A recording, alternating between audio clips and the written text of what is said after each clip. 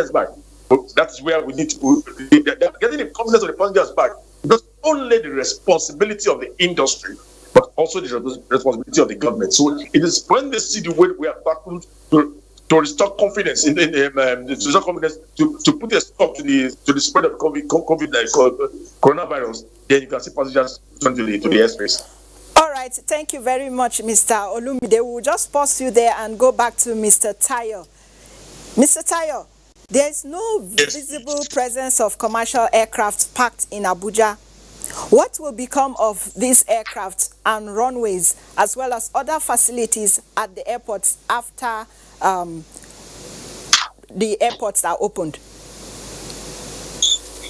Well, with the parking now, what some airlines have done to actually stay creative and actually be operational is that they've actually used the aircraft, one for cargo, and that's actually a very creative initiative by most airlines, both domestic as well as global airlines. It's actually come out with a new phase now called Freighter, with using passenger aircraft for freighting services. So we need to actually use those airlines for cargo and for humanitarian goods at the moment, which is actually being optimized, and you're able to use those aircraft appropriately.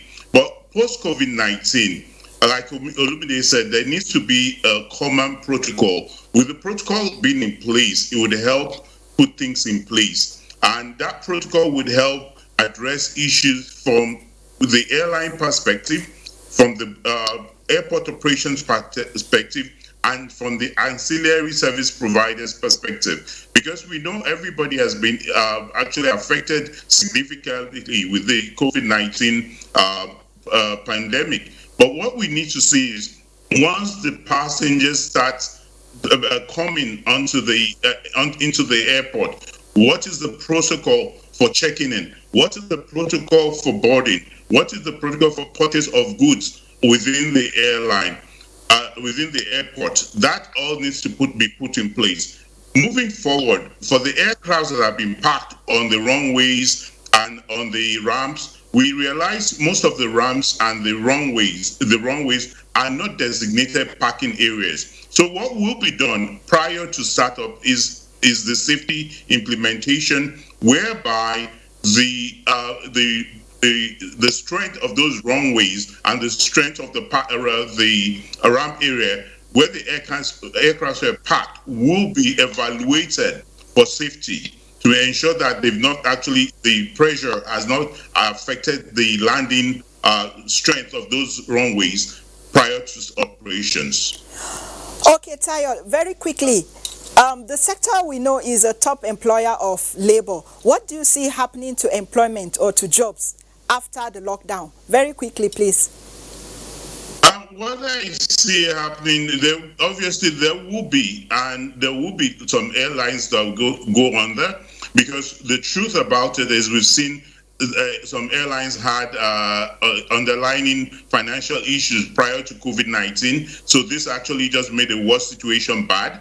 So what would happen is you see airlines go under, you see people lose jobs, and then even with that, with those that are operating, they'll have to cut services till when the passengers come up. But that's on the side of life.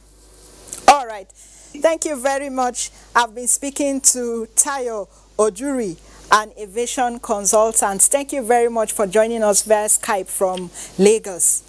Our other guest. Thank you, it's a pleasure. All right, our other guest, Olumide Owunayo, also via Skype from Lagos. Thank you so much for your time with us on Business Express today. Thanks for having me. All right, so moving on. Stocks in Asia were traded higher Friday after the Nasdaq Composite recovered from its losses for the year overnight. Over to Bosede Abel.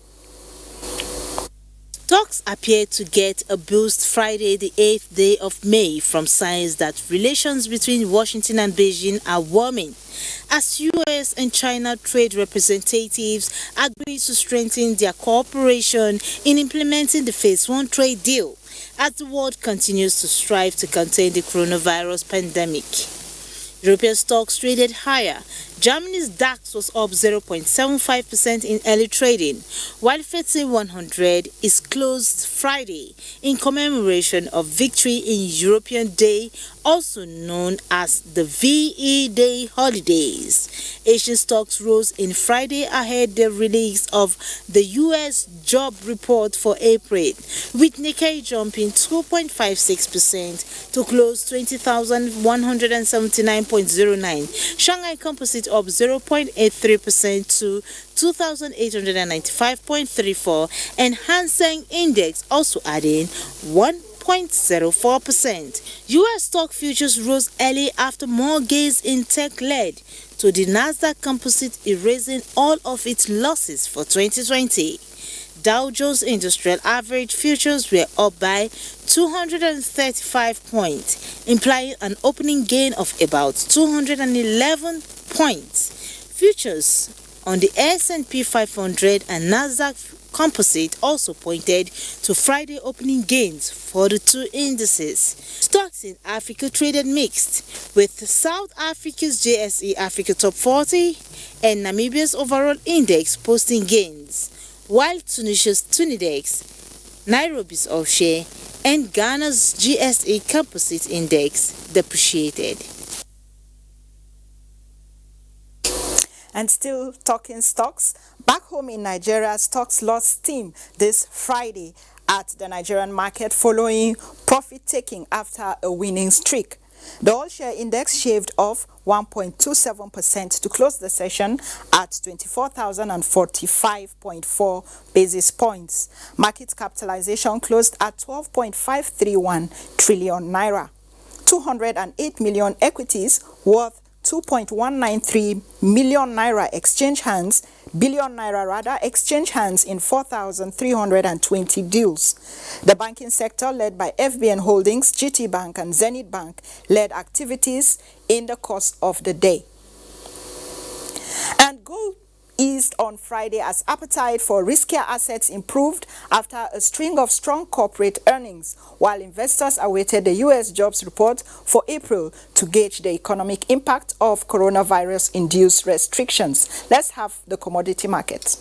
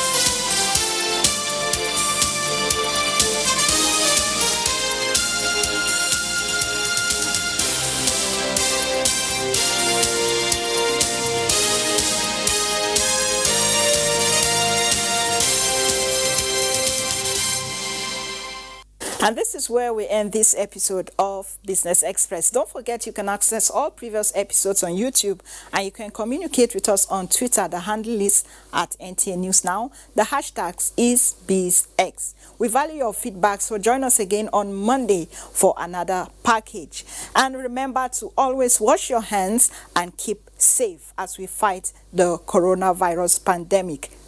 I am Muplang Dakok.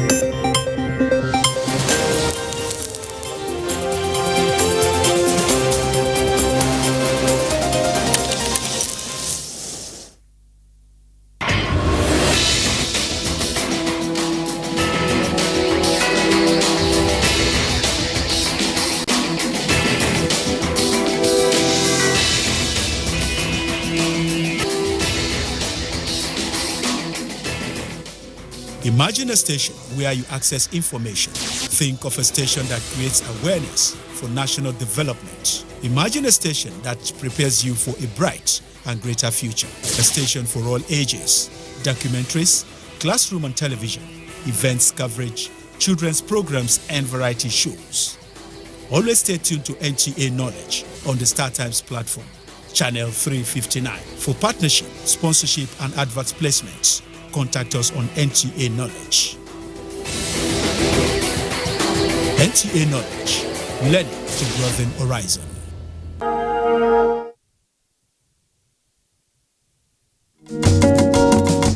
NTA International, Africa's heritage.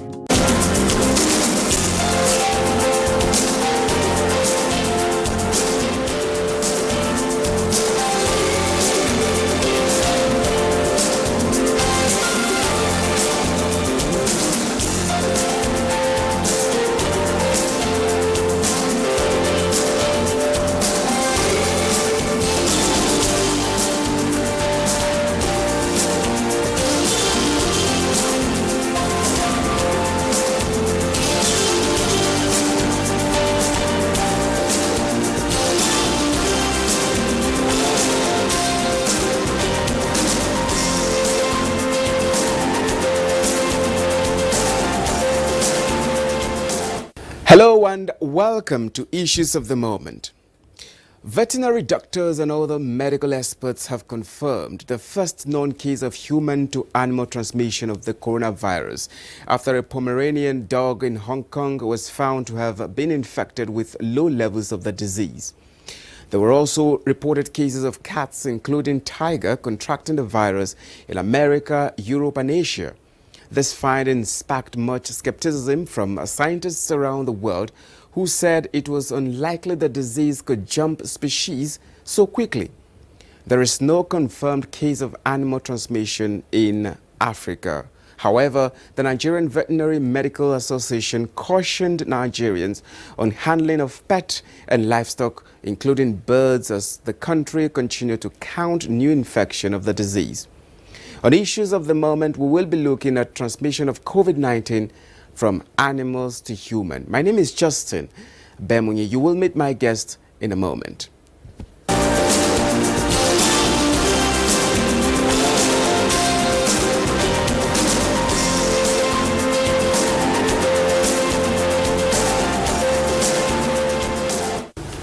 Well, once again, thank you very much for joining us on Issues of the Moment. Today's focus is on transmission of COVID-19 from animals to human.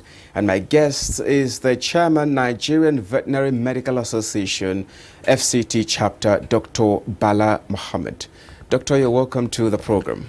Thank you for having me. Well, let's go straight to the point. What can you tell us about this COVID-19 transmission from humans to animals? Thank you, Justin. COVID-19 is a new disease that is discovered in Wuhan, China, and since December 2019, and that is why it is codenamed COVID-19. It is caused by virus from the group of family Coronaviridae, and these viruses, for the purpose of discussion, they are single stranded RNA virus, which has fat molecule with spikes, that looks like a crown, and that is where it got its name, corona, the crown. The disease we have known in veterinary medicine for over 100 years, causing infectious bronchitis in the chicken and in the birds generally. And it is over the years, veterinary scientists have also make some very good success in terms of developing vaccines against the coronavirus of that moment. And with COVID-19, things appears to be happening very fast. The pandemic came and it was like something that is isolated in China, and then suddenly people around the world start transmitting it, and suddenly it was declared by the World Health Organization as pandemic. Okay. Now, the COVID, that is the novel COVID-19, is known to have jumped species from the bat to human, and then have also adapted and is now transmissible between man and man. Okay. Then suddenly, after about 40 days, it was also now discovered that the companion animal staying with someone who was positive for COVID-19 was also positive. I mean, this was the Pomeranian, like you rightly started the discussion. The Pomeranian in Hong Kong, I mean, was positive for COVID-19. So meaning the transmission now has gone from animal, that is bat, to human, and then it changed and then adapted human species, and then transmitted from man to man. And then now, suddenly we are now also seeing it being shared between man and dog, meaning the canine. Okay.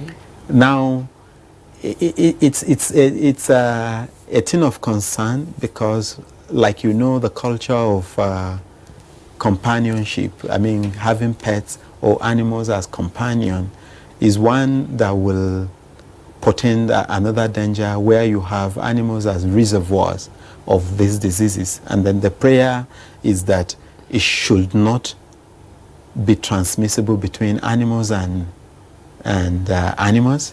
And then again, that you also now have it between other animals, like in the birds, with humans, because it's going to be a great challenge where you are able to lock down human beings, that they should stay in one place, and then you are able to control it using face mask, using hygiene. How will you do that in animals, in dogs, in cats, particularly in the tiger? Like in the United States, the zoo workers were positive, and then they passed it. It is suspected that it was the zoo workers that passed it to the tiger, and then the tiger is now positive. Okay. But you know, the researchers are working to see if it is also possible the other way, that the tigers or cats can also transmit back to man. But let's look at the companion animals, like the pets. What should we know about this virus and these pets? What should we know? Now, the closeness of, when you say companion, you understand, yes, I mean, it's like, I mean, in veterinary parlance or in Europe and America, they are considered members of the family. In other words, you can't separate them from their owners, their companion. And if COVID from human owner of pets is transmitted to their pets, and we are now able to also see that the pet can also share with man, you can tell that it is going to be a very huge challenge. But you know, in so many ways, researchers are also looking at possibility of even the four. That is in a way that if I cough or I sneeze and then my pet is closer to me, and the cough or the sputum or the spit or the shower of saliva pour on the coat, it is, we understand now that the virus could stay on the fur for a very long time, up to 6 hours. And then in the process of either grooming your pet or having to maybe carry your pet, you could get contaminated. And these are some of the areas that is being probed now in the research that so many scientists have been have been trying to establish as regards the viruses being even on the surfaces of the tables, on the surfaces of our clothing, and the possibility of it being transmitted to infecting another person. So it is also that area that we are looking at, that even if the pet is not infected, because it's closer to someone who is infected as the owner, the virus is likely going to be hiding on the fur. And then in the process of grooming, one can easily get infected. Okay, let's get something straight here. Let's get something clear here. You know, we've been having sensitization, minute by minute sensitization everywhere about humans taking precautionary measures. Now we're talking about these animals maybe coming in close contact with infected persons or suspected persons. What should be the precautionary measures that should be taken? What should we do? What should be the measures that should be looked out for? Basically, when you talk about pandemic and you talk about chaotic situations like this, you need to extend whatever you know and you do to protect yourself to even some of these companion animals. And here I'm talking about social distancing. Okay. We also have that way that we limit walking our animals out of a given environment. We also should also do this, that if we have so many people walking, and then the closeness between the man and their pet should be reduced. In other words, you have so many people who will even sleep in the same bed with their pet. This should be stopped. Now, what we always advise, and then we also share in the veterinary community, is that the vets should educate the pet owners. In other words, that each time they go to groom their animals, they should try as much as possible to wear their mask. In case they cough, they don't cough onto the animal. I mean, it is kept to them. So should an individual animal owner has this, the cough, which will have droplet of the viruses, will not get in contact with the coat of the animal. Or in some cases, very interesting scenario, that it could be even sellers of meat or farm workers collecting milk from their animals, that they must observe this personal hygiene by way of washing their hands and then wearing personal protective covering and then face mask, so that when they cough or when they are even talking, the droplets should not get into the milk, should not get into processed meat, or should not even get on the surfaces of or the coat of the animals. And these are measures that we already know in the human, that have actually helped the human population. Now, extending it will mean that we also apply very seriously some of these measures on animals. Now, quickly, as a doctor, these animals, do they seem to have the same or similar symptoms? Maybe peradventure they contract this disease just like man does? Exactly the same thing. Like I said, every student of veterinary medicine know what infectious bronchitis is. Infectious bronchitis in the chicken is caused by by a virus in the family coronavirus. And the signs are the same, ranging from rales to coughing and then to wheezing sound. When you get into a poultry pen, you hear the birds, wheezing, and then you see mortality when you have severe bronchopneumonia. And what we normally see most of the times when you carry out post-mortem in the dead chicken that died of infectious bronchitis, you see that you find out that the trachea is heavily hemorrhagic because of the activities. It actually causes clogging of the windpipes and then the lungs. And that is exactly what we know. And that is why you hear of ventilators. I mean, it's not the fever, but the symptom that it caused that actually killed the animal or will also kill the human patient. You are unable to get oxygen down because of the activities of the virus around the trachea. It causes clogging and blockade of the windpipes and severe pneumonia of the lower part of the respiratory tract. Okay, in this case, what can the National Veterinary Services do with regards to these companion animals? I guess when you have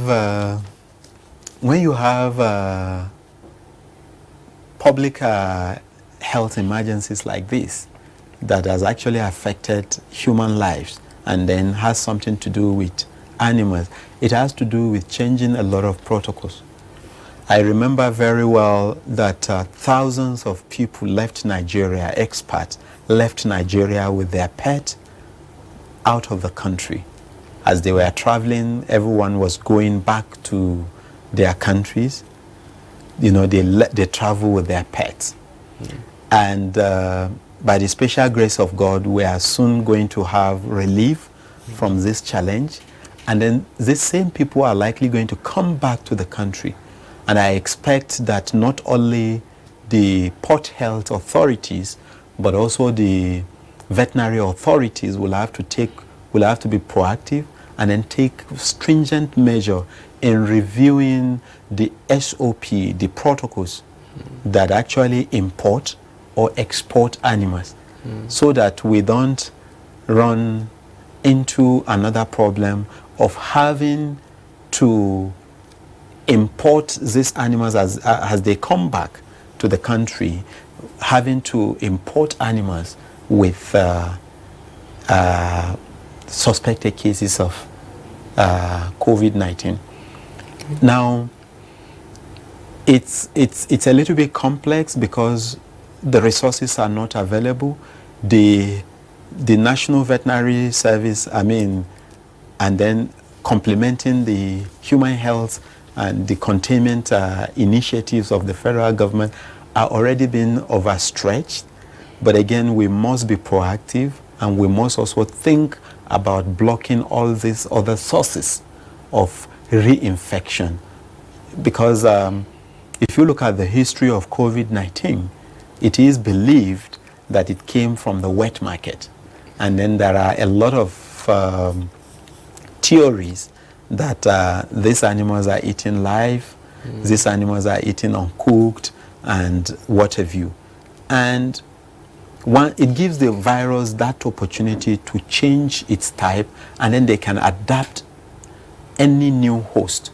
And that is why scientists are also talking about new wave of outbreak. And what we all need to do is to join hands, both the medical expert and journalists like you and everyone, to join hands in making sure that they make available any information that will block future outbreaks. Now, what are the veterinary authorities' international responsibilities? What are their responsibilities in this event?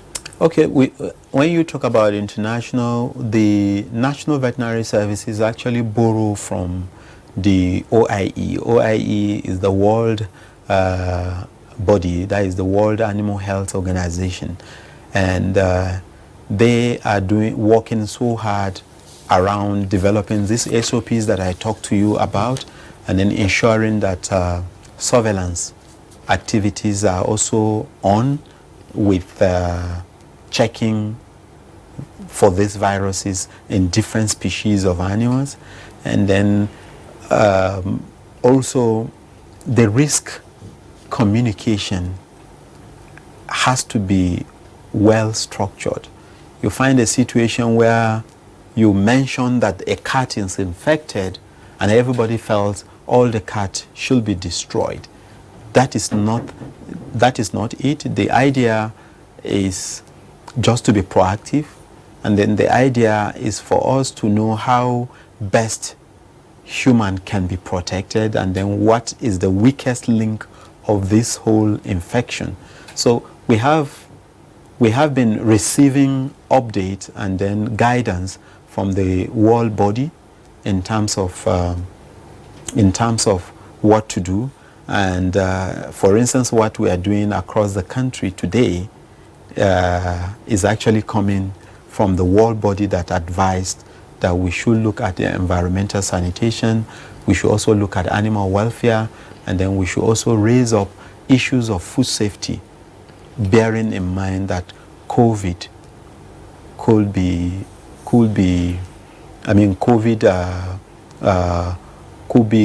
the droplets from infected individual having to process meat could be a source of infection to other people. Okay, we're talking about transmission of COVID-19 from humans to animals. Yeah. Now, does this development mean anything to clinicians? It means a lot. It means a lot. You can tell that both the developed and the developing countries, we are all at loss as to how an infection like this will come and then claim lives. That of Americans, for instance, over 50,000 lives lost. And we're still grappling, let alone you talk about developing economies like in the African countries and some part of the Asian country. It means a lot in the sense that we need to up our game in the areas of research. We also need to fix the infrastructures around the livestock. You need to take a look at the abattoir where the meat are being processed for you and I. You also need to see how the birds that we eat are being kept in the live bird market and the way they are living. Anyone who goes there, even a non-scientist, can tell that something is not right. And even in the face of dwindling resources, we must encourage government and well-meaning individuals to see what they are able to do in terms of livestock infrastructures, our abattoirs, the processes of ante-mortem and post-mortem of the animals that we eat, and then also clearly trying to reclassify some of these animals. I know in China they are being proactive. They just reclassify pet as being part of livestock. You have a situation where you have a very large population. Nigerian population, for instance, is largely carnivorous. We would want to go for anything that is meat. Once it has blood running, lizards, snakes, bats, we want to eat anything. I think it is high time that the authorities find a way of raising awareness that we should only consume those things that have been slaughtered in abattoirs and then certified by qualified personnel, so as to limit some of this kind of transmission. Okay, just before I let you go, one last word. What do you have to tell the general public regarding the infection of animals with COVID-19? Well, for those who work with livestock, for those who have companion animals, for those who use animals as sports, polo riders, for those who will also walk, not that they even have these animals there, but they work as vets with animals, it is for us to take extra precaution. It is for us to also, apply high level of animal welfare. Animal welfare here, we're talking about good housing. We should not overcrowd our animals in pens, in stables. We should provide them with very good, comfortable place where they could stay so that they can remain healthy. It is only when they are healthy that we make the best out of them. We also advise that personal hygiene, that animals should be groomed. But for the owners who have these animals, they should try as much as possible wear gloves or wash their hands very well before they groom. And then as soon as they finish grooming, they should also wash their hands. For those who process animals for our consumption, they should also wear the right personal protective equipment.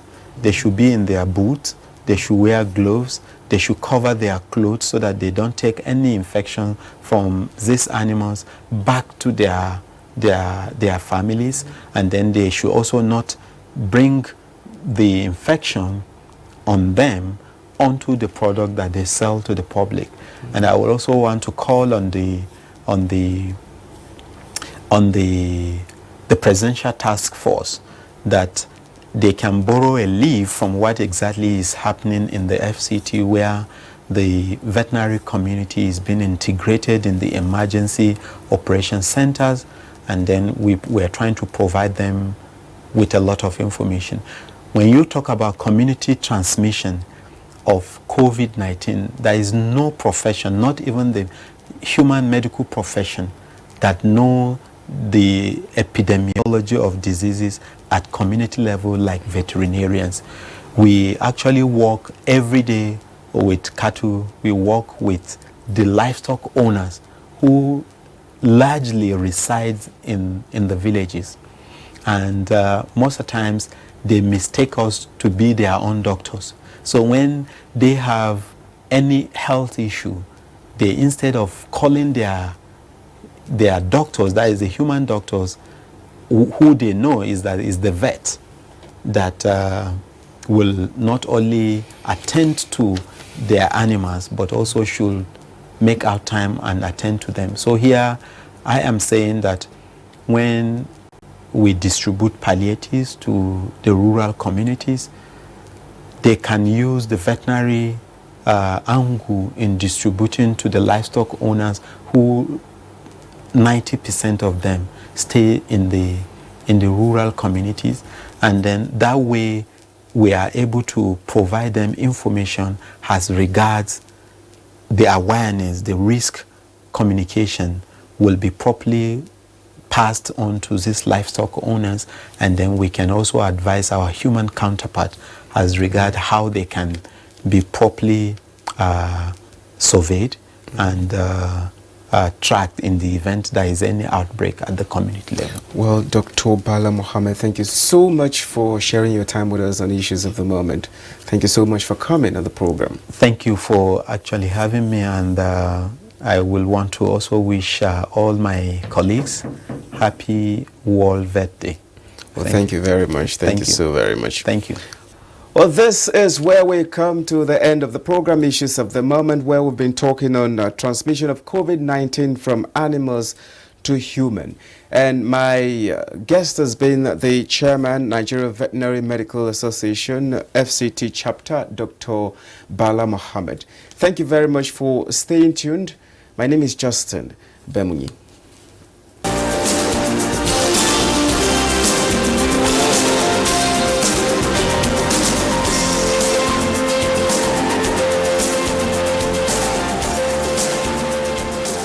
COVID-19 transmission is mostly through droplets from sneezing and saliva.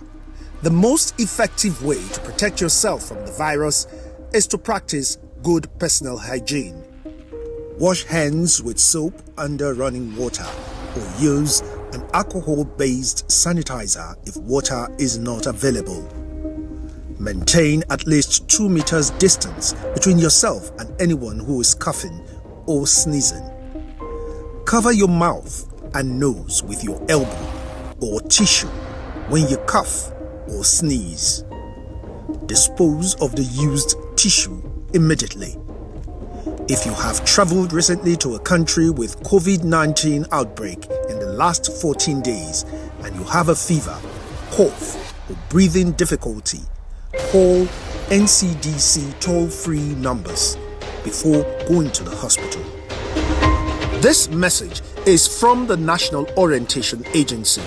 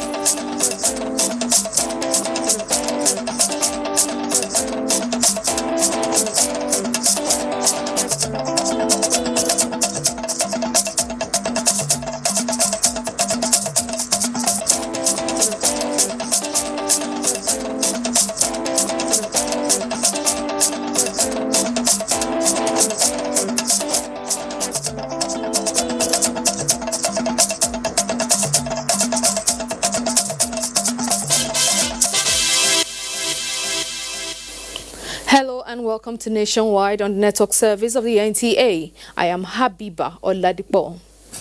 The Nigerian Center for Disease Control (NCDC) has announced 381 new cases of COVID-19 in the country. A breakdown shows that there are 183 cases in Lagos, Kano 55, Jigawa 44, Zamfara and Bauchi 19 each, Katsina 11, Borno has 9, Kwara has 8, and Kaduna 7, Gombe 6, Ogun 5 and Sokoto 4. Others are Oyo and Rivers 3 each, Niger 2, Akwa Ibom, Enugu and Plateau 1 each. As at the 7th of May 2020, there are 3,526 confirmed cases of COVID-19, 601 discharged with 107 deaths. The Kogi State government has directed that the NCDC COVID-19 response team currently in the state to assess and verify the free status to be isolated at the state quarantine center for 14 days in line with the laid-down procedure. Governor Yaya Bello gave the directive while playing host to the NCDC members shortly after their arrival in Lokoja. Francis Udojo tells us more. Governor Yahaya Bello, while reeling out the recent measures in the state, said, having gone through the experience and effective control of Lassa fever and yellow fever, the government in its wisdom provided the people with relevant information and sensitization programs as well as medical equipments and guidelines that are in tandem with that of the federal government and the National Center for Disease Control in containing the spread of COVID-19. In addition to this, he said, the provision of 3 isolation centers, web application for self-check against COVID-19, deployment of over 239 health personnel to wards of the state, toll-free emergency numbers for rapid response. These steps he attributed to the zero COVID-19 case. Myself, my officials, our wives and children are in Abuja there. I told them nobody should come here to Abuja, to Lokoja. Myself, I am not going anywhere. I stay back here because it is part of the protocol. So we have to keep you safely in a quarantine, and then other members of your team. But if it is not desirable, then you have options. Dr. Noah Andrew led the NCDC team. The mission is to further strengthen the efforts by the state government to ensure that the positive gains in the fight against COVID-19 in Kogi State and the nation as a whole is sustained. Dr. Noah appealed to the people of the state to strictly comply to the federal government directives and medical guidelines. Meanwhile, the NCDC team have been directed to go into isolation for 2 weeks before carrying out their testing and verification exercise. The NCDC team, however, declined to react on the options provided by the administration. From the Government House, Lokoja, Francis Udojo, NTA News. Legal matters, the Supreme Court has set aside the judicial processes that led to the conviction of the former Abia State Governor, Orji Uzor for corruption. In a unanimous judgment, the Apex Court held that the conviction was inconsistent with the Nigerian Constitution. Olabode Arewa reports.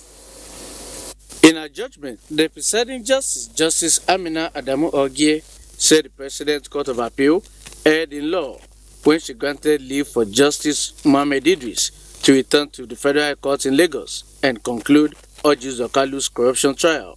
The Apex Court subsequently directed the Chief Judge, Federal High Court, to reassign the case to another judge for a fresh trial. The appeal was filed by Ude Jones Idiogu, a former finance director, Abia State Government House, challenging his conviction and imprisonment along with ex-governor Orji Uzor. While Orji Uzor was sentenced to 12 years imprisonment, Ude Jones Idiogu was sentenced to 10 years imprisonment. The judgment that convicted them is null and void. There has never been any valid proceedings against them in the criminal trial, and as such, they are going to be released. There is nothing we can say. The Supreme Court is final. Whatever the decision of the Supreme Court is, everyone has to abide by it. They were both found guilty of 7.1 billion naira fraud. In Abuja, Olabode Arewa, NTA News. And joining us on Nationwide is Commissioner for Information, Kogi State, Kingsley Fanwo, who is going to shed more light on the NCD tax team trip to Lokoja. Mr. Commissioner, if you can hear me, what led to the issue of quarantine of the NCDC team? Thank you very much. The issue of quarantine came when the technical team from the NCDC and the Federal Ministry of Health visited the strait, and they told us that they were in the state to strengthen our readiness to combat COVID-19.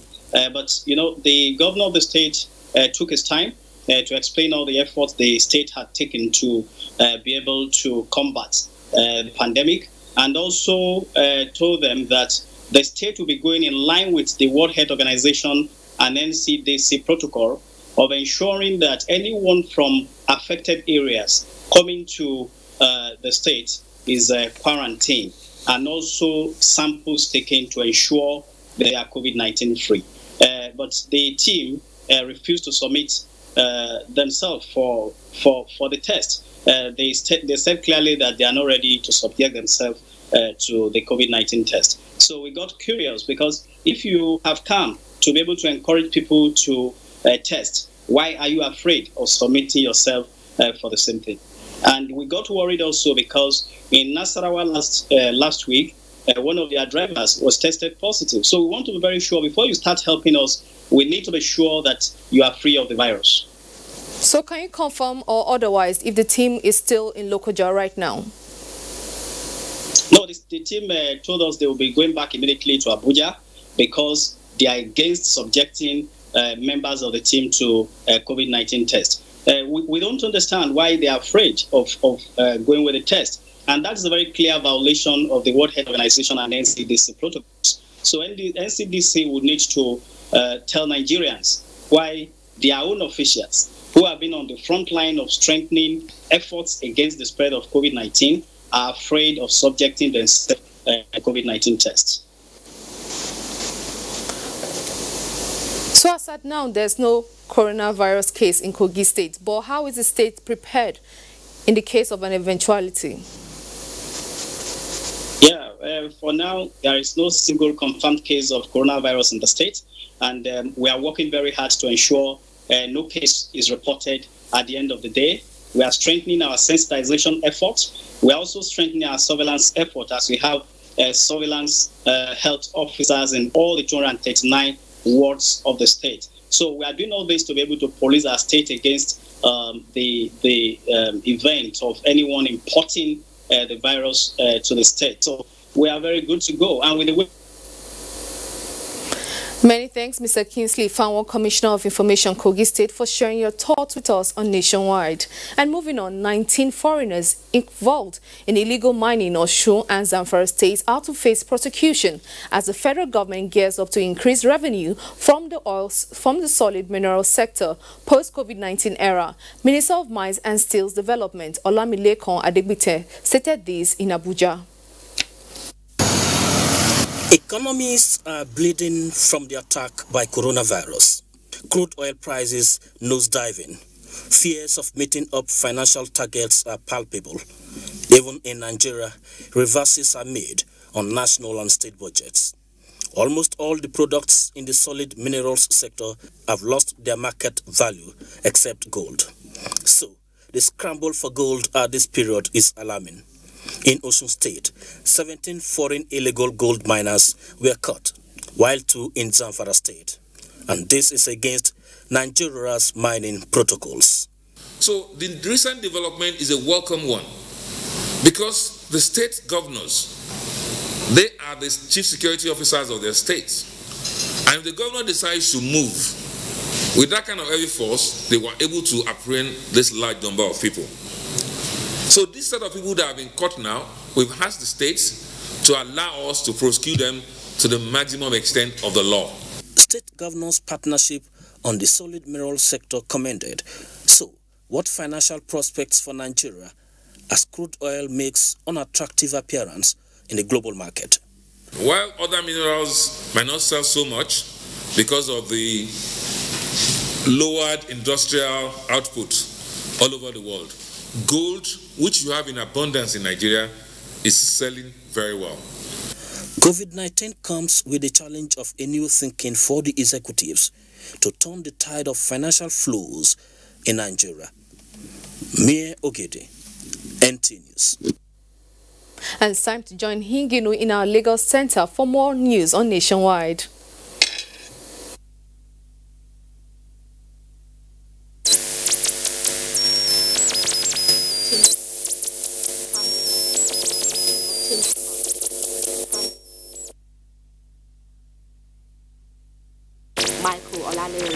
The returnees on arrival at the returnees on arrival. Sincerely apologize for that problem with Hinginu from Lagos. We'll take a break now, be back shortly with more reports.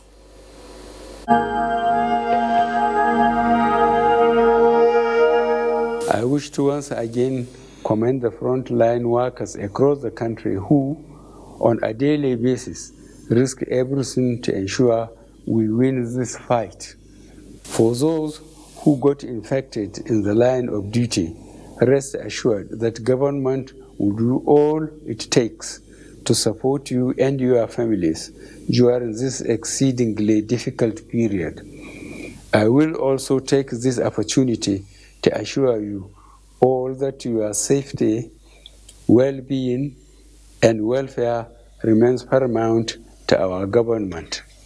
I am using this opportunity to express our deepest condolences to the families of all Nigerians that have lost their loved ones as a result of the COVID-19 pandemic. This is our collective loss, and we share your grief. Nigerians, coronavirus is dangerous. It can kill. When you see this sign, high fever, cough, shortness of breath, drowsiness, pneumonia, don't panic, don't hide, don't embark in self-medication. Promptly visit the nearest medical facility. Report all cases to the nearest hospital. Prevention is key. Avoid contact with infected persons. Avoid crowded areas as much as possible. Wash your hands regularly. Use hand sanitizers. Your life is precious. Stay alive. Live long, live right. This message is sponsored by the Federal Ministry of Information and Culture and the Nigerian Film Corporation. Nigerian Film Corporation, powering possibility. There is a lot of fake news and report circulating, especially on social media, on the coronavirus. Do not believe or partake in the spread of these fake reports. If it is not on the official website or news from the Nigerian Center for Disease Control, NCDC, disregard such report. Only together can we beat this virus. Only together can we overcome this pandemic. Follow the instructions and guidelines provided to combat this virus. Most importantly, stay at home. Self-isolate, regardless of your status. The virus doesn't move unless we move. Let us work together to better Nigeria. Together, we can do this. This message is brought to you by the Nigerian Television Authority, NTA, Africa's largest television network. Welcome, dear. Have you washed your hands? Inside my house again. This thing not the key black man. I don't know if it's misinformation or poor hygiene that will kill you first. Coronavirus is real, and good hygiene practice will save your life. Oh. Anyway, no hand washing, no eating. I will not take care of it. How's one of the parents?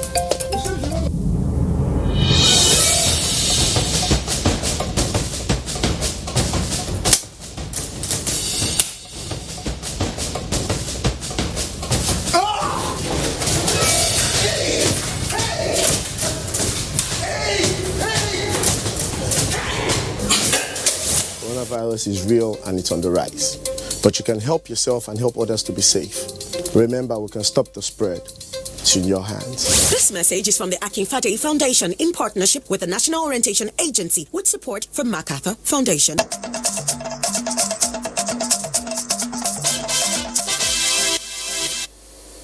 Many thanks for being there. Let's now try to reconnect with Hingeno in Lagos for more reports.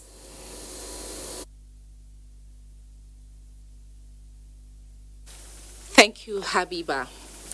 About 215 Nigerians who were stranded due to the global lockdown caused by the coronavirus pandemic have arrived the country via British Airways. Michael Olale reports that the returnees on arrival at the Murtala Mohammed International Airport in Lagos were airlifted to Abuja, where they will observe the mandatory 14-day self-isolation.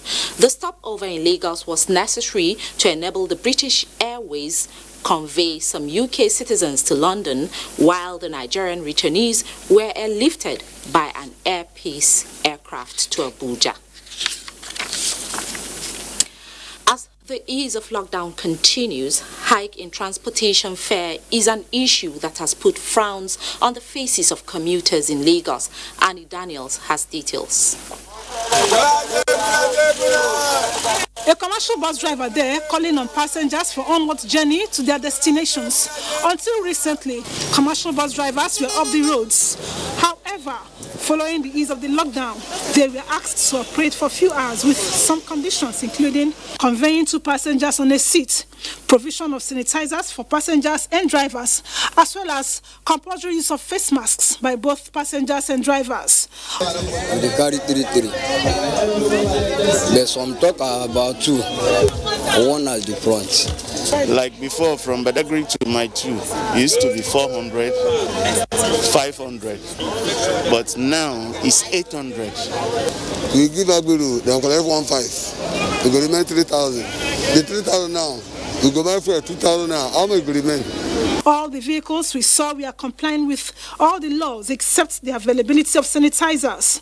This motorist says refusal of some passengers to accept sanitizers from drivers is a big challenge to them. When you give some passenger, they don't like using it because they say at times some passenger will not breathe again. Meanwhile, at a Balende bus stop, we saw this improvised hand wash station with passengers doing the needful. National Union has done a very good job because as a passenger, for us to enter a vehicle, maybe we have a dirty hand and want to enter the vehicle, at least it will not be properly for us. While respondents appreciate government's decision to ease the lockdown, they however advise that adequate steps should be taken to dissuade commercial bus drivers from hiking transportation fares.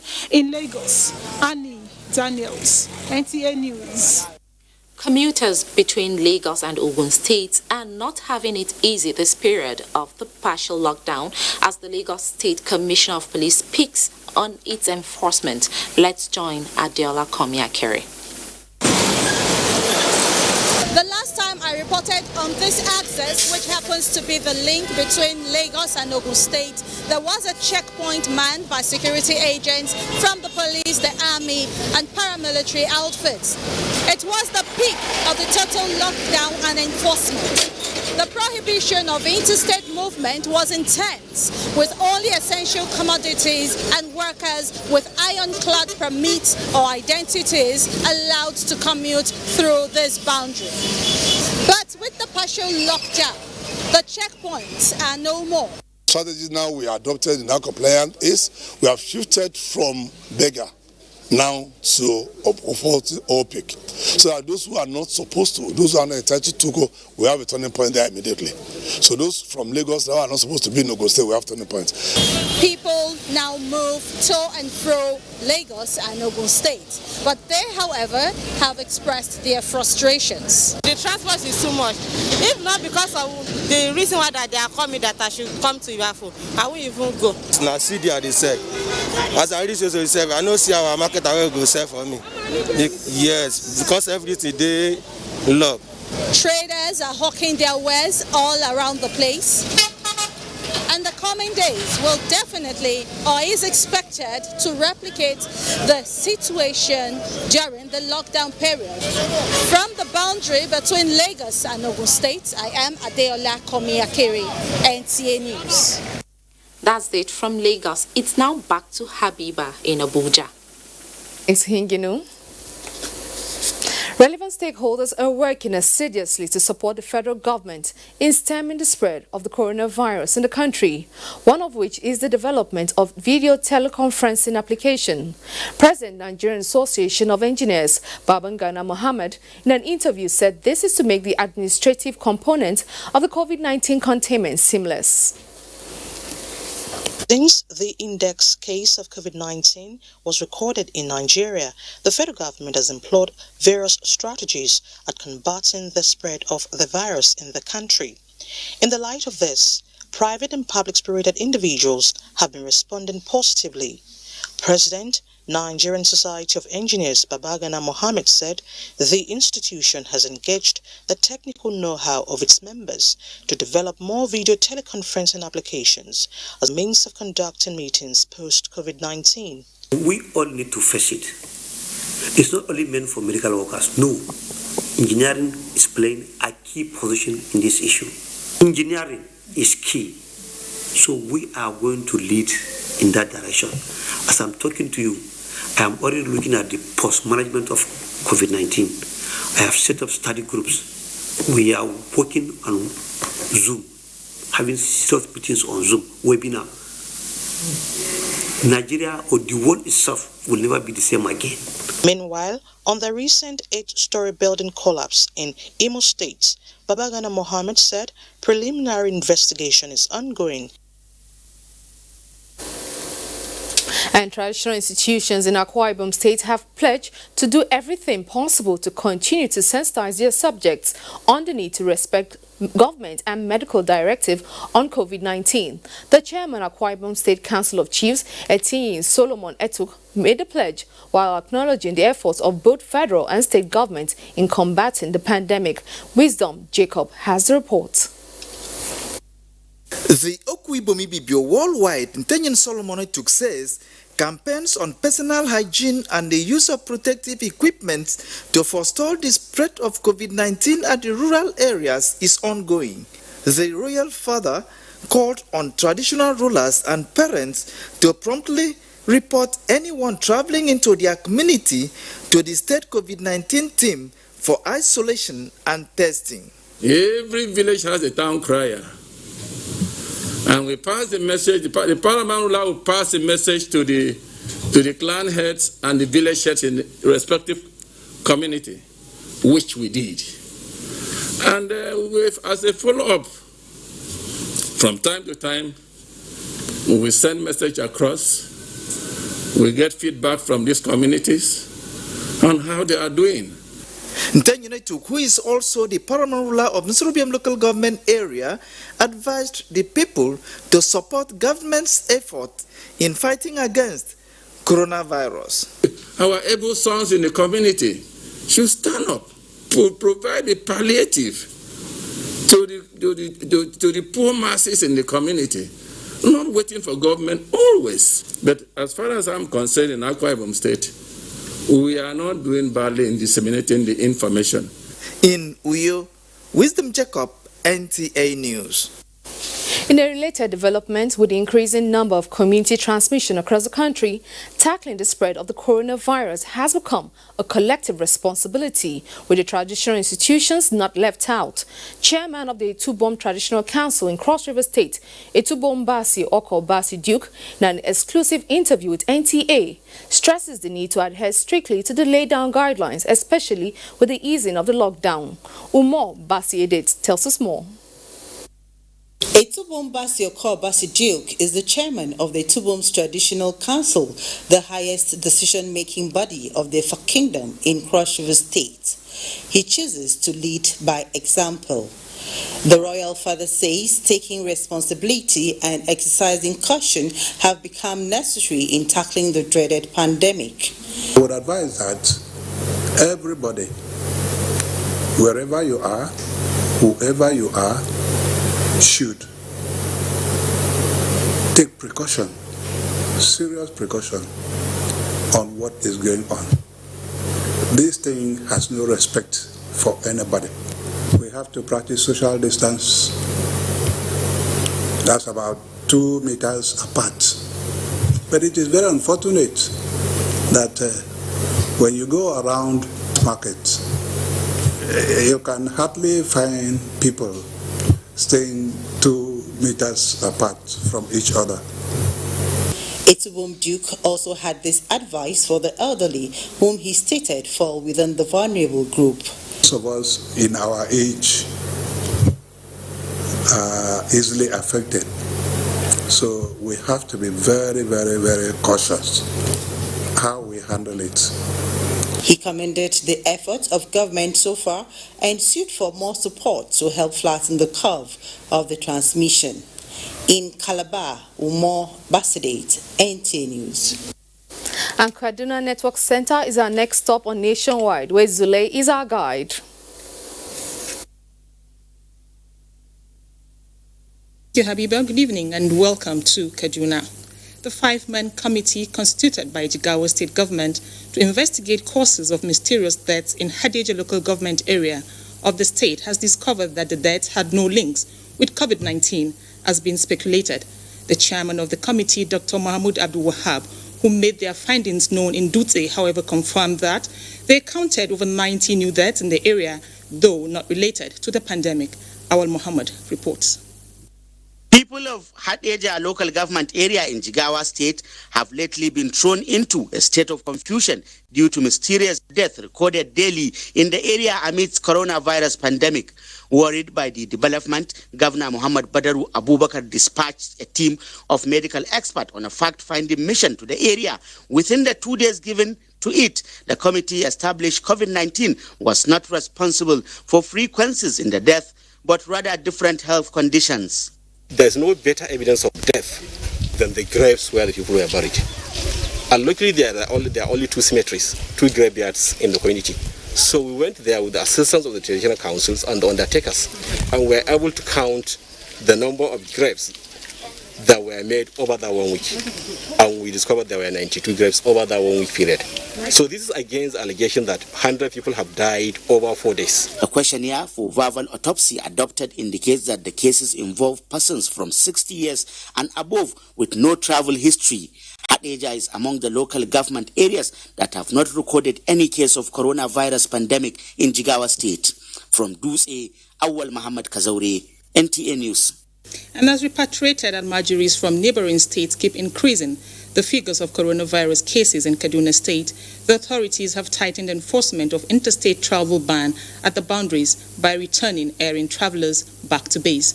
Muhammad Umar Ajingi was at the security personnel. He was with the security personnel at Kaduna State boundaries with Plateau and Nasarawa states. For nearly 2 weeks now, this is how life has been at the entry points. Security personnel grappling to enforce the travel ban on errant travelers. Many understand and return to base, while others insist on making their journeys.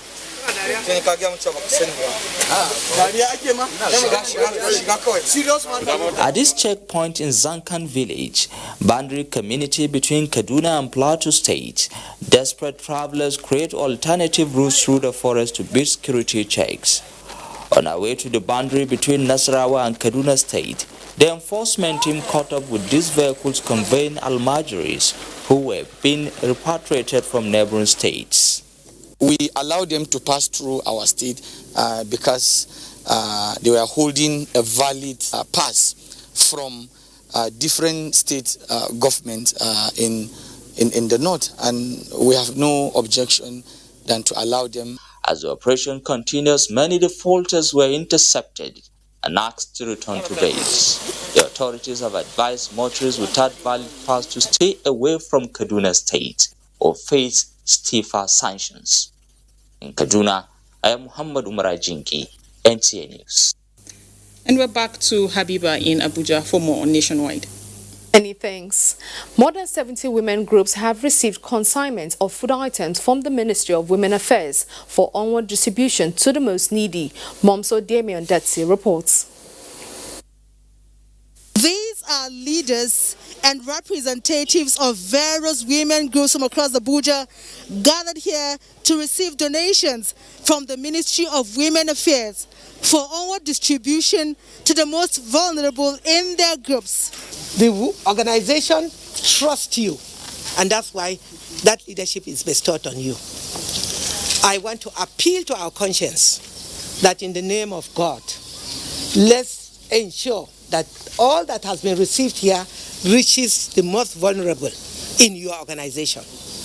Those who have should still add more and give to the needy. Government is me and you.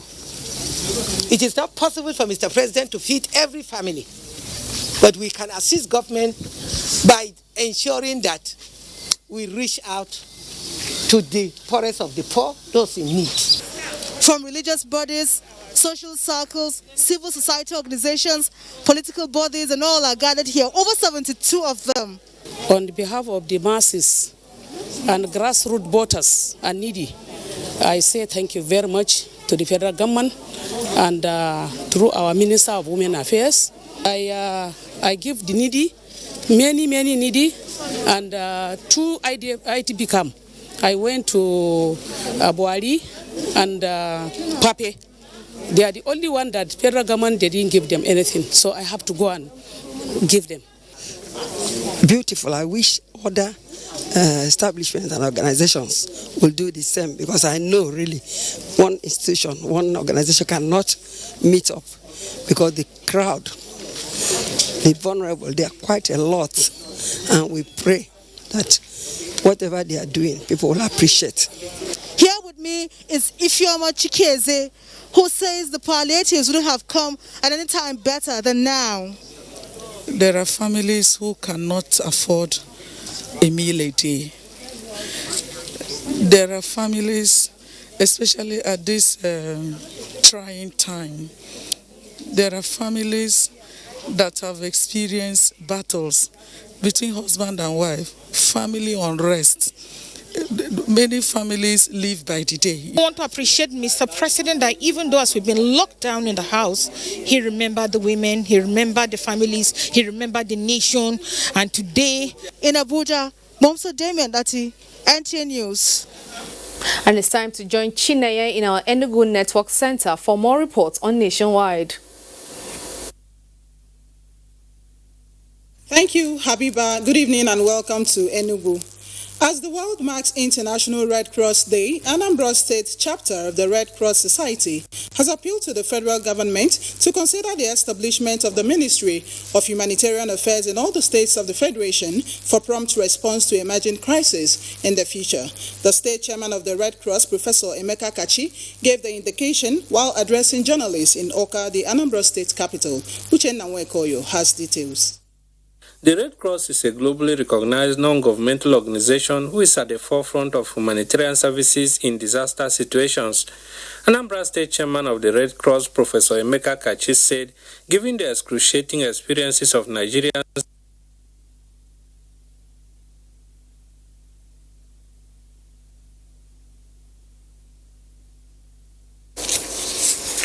I will sincerely apologize for that mix-up from Enugu. Moving on from here, President Muhammadu Buhari warmly felicitates with elder statesman Chief Alabo Tonye Graham Douglas on his 81st birthday anniversary, joining family members to celebrate the renowned leader who served the country as minister in 4 ministries from 1989 to 2001. The president salutes Chief Graham Douglas for the many sacrifices in promoting good governance in Rivers State, working assiduously as a commissioner for youth, sports and culture before moving to the federal level to serve as Minister of Social Development, Youth and Sports, Minister of Aviation 1999, Minister of Labour and Productivity 1999, and Minister for Culture and Tourism 2000. President Buhari affirms that the former minister left enduring legacies in every position he served in government, particularly in aviation, where he oversaw the deregulation of the sector, making it more market-driven, competitive and accessible for local and international investors. As Chief Graham Douglas turns 81, the president believes his investment in encouraging good leadership, promoting democracy and sharing his wealth of wisdom and experience with younger political actors will always be remembered and appreciated. While congratulating friends and political associates of the milestone, President Buhari prays for more strength and good health for the former minister. The Committee of FCT Imams Initiative is appealing to good-spirited Nigerians to support federal government's efforts in curbing the spread of coronavirus pandemic through donations. This is coming as the flag-off of distribution of palliative to the 6 area councils in the FCT through the support of the present administration of Mohammed Musa Bello. Hawa Gimba tells us more. Some are going to Jua and some will be going to Kapshi. Chairman of the association, Tajuddin Adigun, in a press briefing there before the takeoff of the trucks to the 6 area councils in the FCT. He said these measures was to ease the sufferings of the less privileged in the area councils. Imam Adigun further called on well-spirited Nigerian Muslims to donate generously to the Muslim community and the FCT. In the local governments, they are going to meet the committee of FC Imam of each of the local governments. And they are the ones who receive them, and then who are the ones who are going to distribute them. Leader of the Buhari Area Council, Chief Imam of Al-Habibiyah Islamic Society of Nigeria, Sheikh Fuad Adeyemi, while delivering the bags of food items to imams in Kubwa, advised them to ensure that the palliative gets to the people in the grassroots. Those of us that Allah put in position to be in charge of this, we should be conscious of Allah. While expressing their delight on behalf of all imams in Buhari, Malam Abdurrahim Yahya Muhammad expresses his gesture this way. Those who are here with me, we're going to sit down and then look at the areas and people. They want to be taken to Buhari area, they want to be taken to Duse, and want that will go into Kubwa here. Food items donated include 300 bags of rice, 300 bags of beans, and 300 bags of millets. Hawagimba, NTA News. Leading by example is the idea behind digital conference and prayer session organized by the Nigerian Inter-Religious Council, NIREC, conducted via Zoom, conferencing the main purpose of the weekly meeting led by various religious, government and non-governmental leaders is to promote unity amongst Nigerians of the dominant religions in the country. This week's Zoom's conference, moderated by the Executive Secretary of NIREC, Reverend Father Cornelius Afebu, focused on joint prayers for God's intervention in the trying times of the coronavirus pandemic. That God in His infinite mercy may intervene and put an end to the pandemic of COVID-19. Allah, we ask you to spare our people, to spare not only Nigerians but the entire humanity.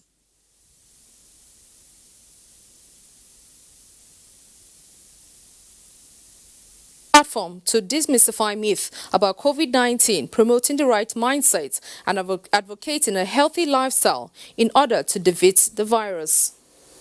Inviting community to respect rule of law, to respect government and the health authority. And if you want to win a war of this nature, our prayers will be towards the King of Kings and the Lord of Lords, and heal individuals. We pray for people who are in isolation places at this time. The National Prayer is organized by NIREC, which is a voluntary association with 50 members from both faiths, in collaboration with the Office of the Secretary to the Government of the Federation, the Nigerian Television Authority (NTA), and Ufuk Dialogue Foundation. Henceforth, anyone caught refusing to use a face mask in public places in Ondo State will be arrested and kept in isolation center for 14 days at his or her own expense. Abiola Rio reports that the state governor, Oluwarotimi Akeredolu, announced this at the flag-off of the distribution of 100,000 face masks in Akure. About 400 tailors drawn from the 18 local government areas of the state were saddled with the responsibility of sewing the face masks. Governor Oluwarotimi Akeredolu said the initiative of the massive production and distribution is born out of the desire to always prioritize the welfare of the people of the state. He said apart from the ongoing distribution of palliatives across the state, premium preventive measures to contain the spread of the deadly virus are also in place. We will endeavor to ensure that distribution of these nose masks shall be carried out in such a manner that we ensure that they reach all political wards. It's not meant for APC members. It's meant for everybody in Ondo State. Governor Akeredolu enjoined the people of the state to follow the laid down directives, reiterating that wearing of face masks in public is now mandatory for residents of the state. In Akure, Abiola Rio, NTA News. And Chinaya in Enugu is ready with her reports from that zone. Thank you, Habiba, for rejoining us in Enugu. As the world marks International Red Cross Day, Anambra State chapter of the Red Cross Society has appealed to the federal government to consider the establishment of the Ministry of Humanitarian Affairs in all the states of the Federation for prompt response to emerging crises in the future. The state chairman of the Red Cross, Professor Emeka Kachi, gave the indication while addressing journalists in Oka, the Anambra State capital. Uchenna Nwekoyo has the report. The Red Cross is a globally recognized non-governmental organization who is at the forefront of humanitarian services in disaster situations. Anambra State Chairman of the Red Cross, Professor Emeka Kachi, said, given the excruciating experiences of Nigerians in the face of the ravaging coronavirus pandemic, governments at all levels should, as a matter of urgency, ensure that adequate measures are put in place for a faster and more efficient response. The establishment of State Ministry of Humanitarian Affairs, Disaster Management and Social Development in the 36 states of the Federation and the Federal Capital Territory. This will encourage rapid response for all disaster management activities and alleviate the hardship of the most vulnerable and provision of substantial palliatives at any occurrence. Commending the frontline health workers for their efforts so far, the Red Cross in the state appealed to all Nigerians to adhere strictly to the globally approved measures in the fight against the virus. From Oka, Uchenna Nwekoyo, NTA News. And as Muslims the world over observe the Ramadan fast, Obianu Junwosu sampled the opinions of some faithful in Owerri, the Imo State capital, on how they are coping with the annual religious exercise in the face of the coronavirus pandemic. Ramadan, as one of the 5 pillars of Islam, is a period when Muslims across the globe engage in fasting from sunrise to sunset. It is also a period of prayers and spiritual rejuvenation observed annually. For Muslims in Owerri, the Imo State capital, just like their counterparts across the country, the 2020 Ramadan is peculiar in view of the coronavirus pandemic, owing to the measures being taken by the federal and state governments to curtail the spread of the virus, one of which is the ban on religious gatherings. Some of the worshippers say they resorted to praying in their homes as against the practice of convergence in the mosque. This, they say, is to enable them abide by the social distancing order. The Sultan also contradicted that the mosque should be closed, no night prayer, no 5 times daily prayer, no tahajjud night prayer. So everybody should do it in some various homes. They commended the federal government for their commitment to the fight against the global pandemic. Traditional prayers that we always observe is not achieved anymore, just to make sure that the state is free from coronavirus. We pray that our Muslim brothers adhere to it and follow the measure has been directed by the federal government for their own good. While the effort to stamp out COVID-19 continues, the people are appealing to all to observe the safety rules put in place to curtail the spread of the virus. In Owerri, Obiano Junwosu, NTA News. And that is it from Enugu. Nationwide continues with Habiba in Abuja after this commercial break. Do stay with us. The number of the COVID-19 cases in Nigeria is increasing daily, with many more tests ongoing. The battle of testing, isolating, treating, and attending to the affected persons rests heavily on the shoulders of our health workers, constantly putting their lives on the line and at risk to contain this virus, save and protect the lives of millions of Nigerians. To these health workers, we at the Nigerian Television Authority, NTA, on behalf of millions of Nigerians, say a big thank you for all that you have done and are doing. To the security agencies enforcing the lockdown and every other frontliner, we say thank you for putting your lives on the line to save ours. There is no amount of words that can quantify our gratitude. Thank you. This message is brought to you by the Nigerian Television Authority, NTA, Africa's largest television network. Hello everyone, hope you are keeping safe by washing your hands with soap or using sanitizer. Stay at home, it's the responsible thing to do, and whilst you're at it, you can do anything to keep your body and your mind together. Grow a beard like me if you want to, but please, let's stay at home. It's the responsible thing to do. The following guidelines for eased lockdown, as announced by the Presidential Task Force on COVID-19, are effective from 4th May 2020 in Abuja, Lagos, and Ogun states. For public spaces, the following are mandatory: improvised face masks, temperature checks, hand washing facilities and hand sanitizers, physical distance of at least 2 meters, no sporting activities and mass gathering. On travel, these are prohibited: passenger flights, interstate travel except essential services, movement of agro products and petroleum products. Note, there will be mandatory supervised isolation of returnees for at least 14 days. For markets and offices, neighborhood markets are to open 3 times a week from the hours of 8 a.m. to 3 p.m. Banks and financial services are to open from 8 a.m. to 2 p.m. Government offices are open only to staff from grade level 14 to 17 between the hours of 8 a.m. and 2 p.m. on Mondays, Wednesdays, and Fridays. Corporate offices and private sector are open to business from 8 a.m. to 2 p.m. Schools, churches, mosques, clubs, bars and gardens remain closed till further notice. COVID-19 is real. Take responsibility and stay safe. I just don't understand this coronavirus thing. Is it real? See, coronavirus, known as COVID-19, it's a global problem and has killed thousands of people in China, Italy, Spain, UK, US, and other countries around the world. Okay. Now, why are they saying that we should stay home?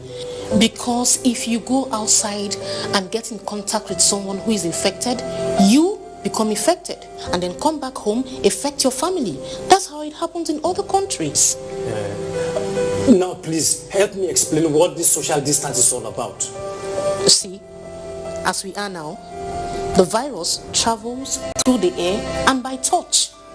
we must maintain 6 foot distance at all times. Oh, so it's not by washing my hands with soap and water or hand sanitizer that is only important? Washing of our hands regularly is very important.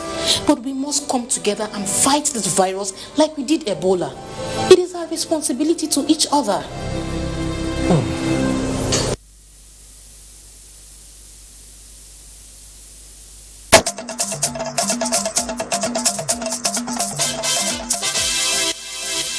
And you're still on to Nationwide on NTA.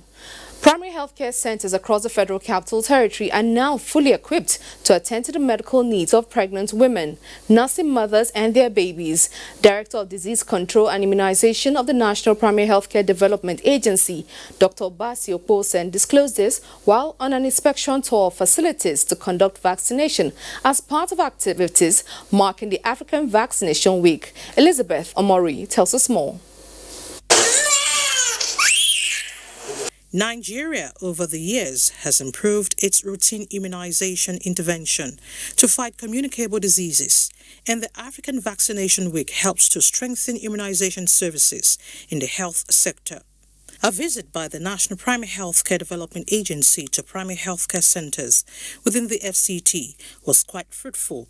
It's not everybody that have the opportunity to come out for this because of afraid of this deadly disease that is going on.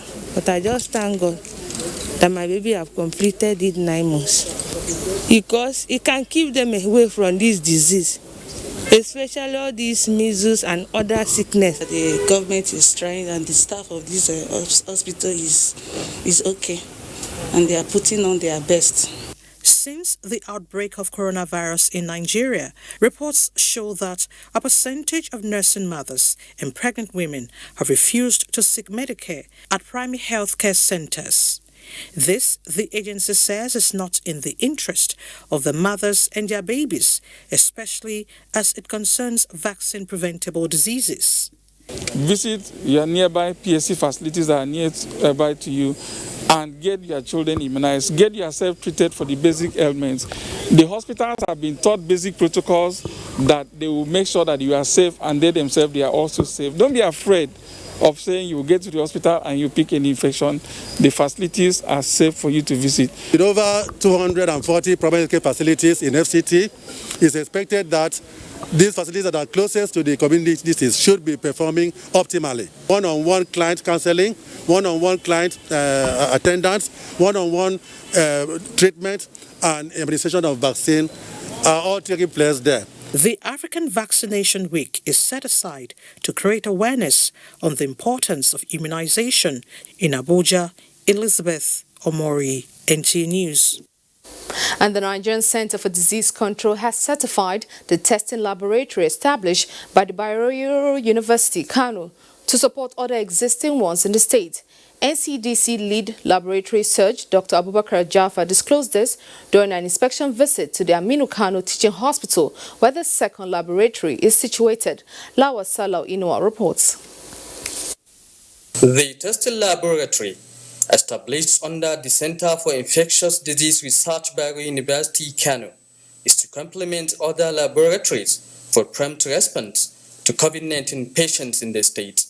This development, Nigeria Center for Disease Control says, will go a long way in addressing the delay in the release of results and provide capacity to test about 180 samples. It is very essential for people to get tested. Before now, it was only 88 tests that have been conducted at the AKTH lab, but this is an addition of another 180. The state task force can start making arrangements for bringing samples here to be tested. This will facilitate the testing of the sample being collected. This will help a lot fighting the pandemic. Meanwhile, the Faculty of Engineering by University Kano has also joined other tertiary institutions in providing an emergency ventilator in curbing the health burden posed by COVID-19. The next step is to test the prototype on animals before it can be used on COVID-19 patients across the country. Lawal Sallau Inua, NTA News. The candle spirit in ensuring self-protection is given priority in the fight against the novel coronavirus pandemic is taking center stage by the leadership of the Radio, Television, Theatre and Arts Workers Union, RATAU. This followed distribution of safety palliative to media workers in the FCT to promote personal hygiene and observe regulatory guidelines. Abakar Usman Akwanga reports. Continued involvement of the media as one of the frontline agencies in the fight against coronavirus pandemic is the reason for the distribution of these protective kits. The growing waves and increasing impact of coronavirus pandemic to human lives, especially frontline workers, has remained on the front burner of stakeholders in the media industry. Worried by the situation, RATAU is taking the bull by the horn to mitigate chances of its members being exposed to contracting COVID-19 in a bid to accurately inform the public on update of the pandemic. As a politicians and policymakers find ways of mitigating this threatening epidemic, media practitioners, among whom are members of our union, deserve special commendation for the reportage of COVID-19 despite the hazards associated with it. And we'll monitor it to make sure that this thing gets down to our members. Comrade Afo James is a staff with the Nigerian Press Council and says she observes safety measures from home to workplace and appreciates the intervention by RATAU. I'll make sure that it's on me. I'll wear it, then in some few minutes I'll go and wash my hands. The union is also making case for more support that will motivate its members to stay alive and carry out daunting national assignment. The measures is in tune with the efforts of RATAU in safeguarding the lives of its members while in line of duty. In Abuja, Abubakar Usman Akwanga, NTA News. Many thanks, Abubakar. And moving on, one of the most wanted kidnapping gang leader operating in Benue State has been killed by the troops of Operation Wellstroke. A statement by the Director of Defense Media Operations, Major General John Enenche, indicates that the criminal is alleged to be responsible for several kidnappings, armed robbery and assassinations around Katsina, Ala, Ukum and local government area of the state. Major General Enenche knows that the troops deployed in Zaka Bim for rapid operations eliminated a criminal in an encounter and recovered arms. And the Council for the Regulations of Engineering in Nigeria, COREN, wishes to commiserate with the government and people of Imo State on the collapse of a 6-story building under construction where many lives were lost. The Council activated the Imo State Engineering Regulation and Monitoring Committee led by the Vice President of COREN on an assessment visit to determine the root cause of the collapse. The Council seeks the cooperation of the Imo State government in the investigation and the task of ridding the state and the country of this unwanted waste of lives and human resources. And weather is next on Nationwide.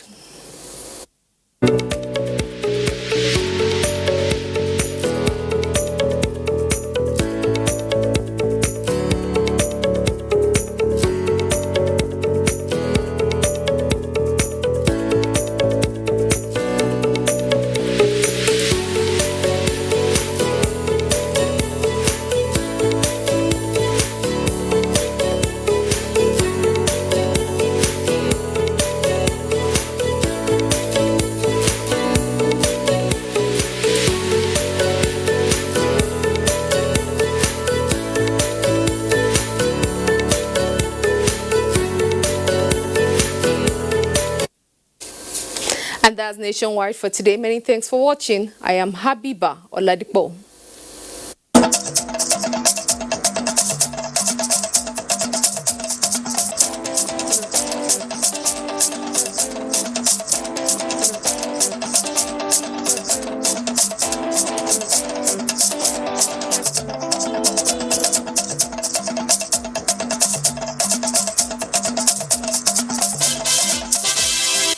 I am Elizabeth Abai. I am here to talk about facts.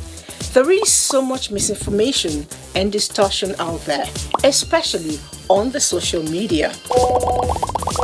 All it takes is just a click and the fake news goes viral. However, here in NTA, we deal with facts. My job is to go out there and comb for factual news and information, just the way it is, all in the interest of the nation. I'm Naja'atu Tijani. Here on the NTA will present only the facts, verified. Beware of fake news, don't be a victim. Stay tuned to the NTA. Especially at this time of the coronavirus pandemic. My name is Nnamdi Ojipo.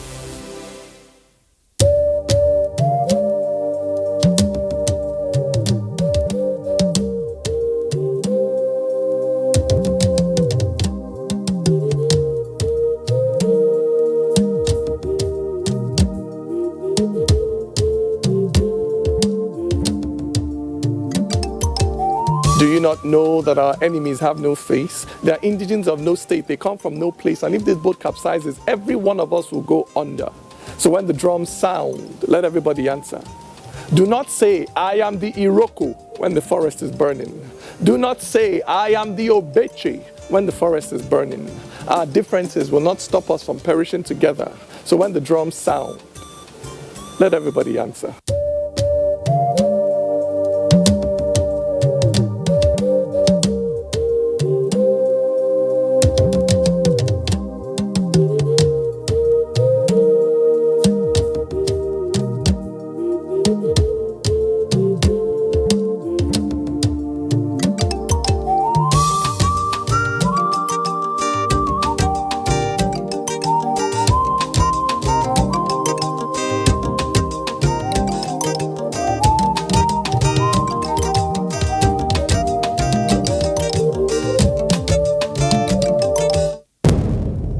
Information is power. Everyone wants power. So feel powerful with the NTA News mobile app, the one-stop information center. Real news at your fingertip. Be the first to report by uploading first-hand information on the U-Report link. And be the first to know by simply clicking on any of the links on the sidebar for headlines, domestic and foreign news, economy, security, politics, sports, and more. Stream live on your smartphone and tablets and stay connected. It's pretty easy. Simply download NTA News app from your Google Play Store and you're good to go. NTA News mobile app, your access to real-time information.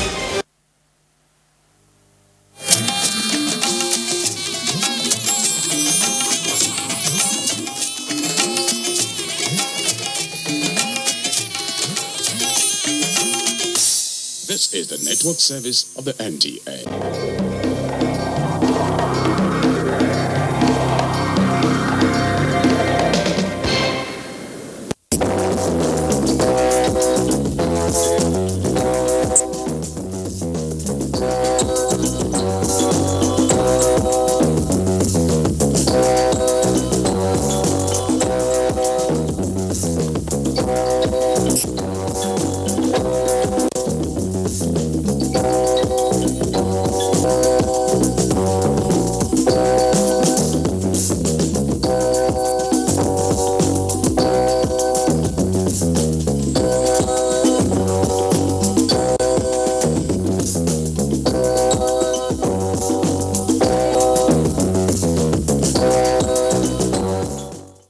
Hello, children. Hello, EA. How are you this evening? Fine, thank you. And you? I'm fine, thank you. Are we ready for some interesting tales? Yes, EA. Beautiful. This evening, I've got 2 interesting stories for you. Are you ready? Yes. Now, the first story is titled Grumpy to Gorgeous. And my second story is titled Procrastination. Now, before we begin our first story, who can tell me the meaning of grumpy? Let me hear you. The meaning of grumpy is you just be angry for no reason. Beautiful. Clap for her. Now, someone else, tell me the meaning of gorgeous. Yes? The meaning of gorgeous is to be happy and beautiful. I can accept that. So now, let's begin our story. Story. Once upon a time, in the village of Iziegbe, there lived an ugly, mean, grumpy girl named Ufunwe. That was her birth name, but everyone called her Iziga. Ufunwe was a mean girl, and so everyone avoided her. No one wanted to play with Ufunwe. Sasu, don't do what you did last week. Don't cheat. I will win you today. Shall see. Sasu, you're mashing there. Did you see me mashing there?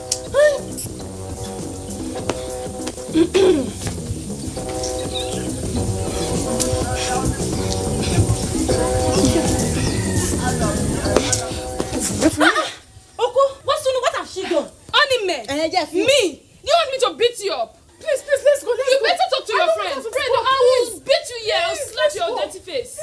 Nonsense. You want to come and play? Let me see how you play this game. Nonsense.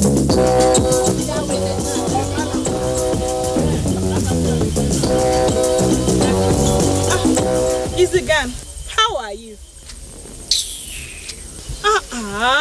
Come here. Are you not the one I'm talking to? Oko? What's my business with you this afternoon? Hey. Are you looking for my trouble? No, sorry. You had better be. Troublesome woman. Omodo. Evil child. No man just called me an evil child. No respect. No man has evil child. Ha! This girl has killed me.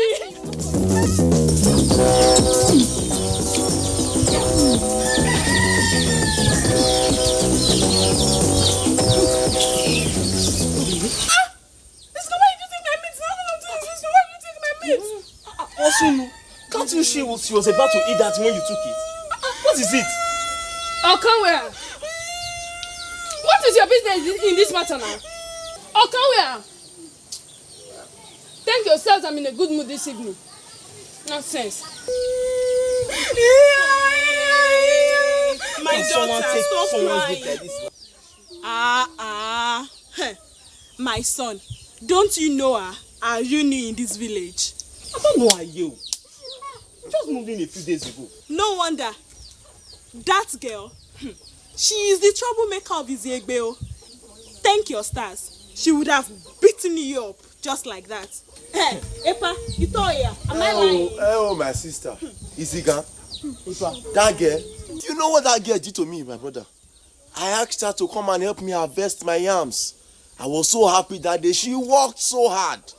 Only for me to come back the next day and she has burnt all my yams. You mean your band? She burnt everything. Oh, mother. Evil child. In this village, that is how everybody has 1 or 2 stories about her. She is trouble. Avoid her. Oh. She's coming this way. Go the other way. Stay away from her. My daughter, stop crying. Okay. Come, let me give you another piece of meat. Stop crying. Come, stay away from her. We are all escaping her in this village. Yes. Esosa was surprised that how can someone be so mean? And he said to himself, I must visit this girl and try to be friends with her. Maybe by that, I can change her.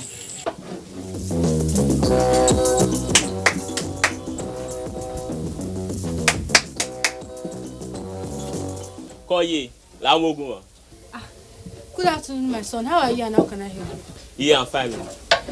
Yeah, I'm here to see Izigan. Izigan? You are here to see Izigan? Yes, yeah. In this house? Do you know what Izigan means? That you are telling me that you are here to see Izigan? I'm not sure you are in the right house. But yeah, I was told she lives here. She's tall and fair complexion, yeah. My daughter's name is not Izigan. So you are one of the villagers that calls my daughter Izigan, Abi? No. Were you the ones that gave it to her? That no, you have decided to name my daughter Izigan? Her name is not Izigan.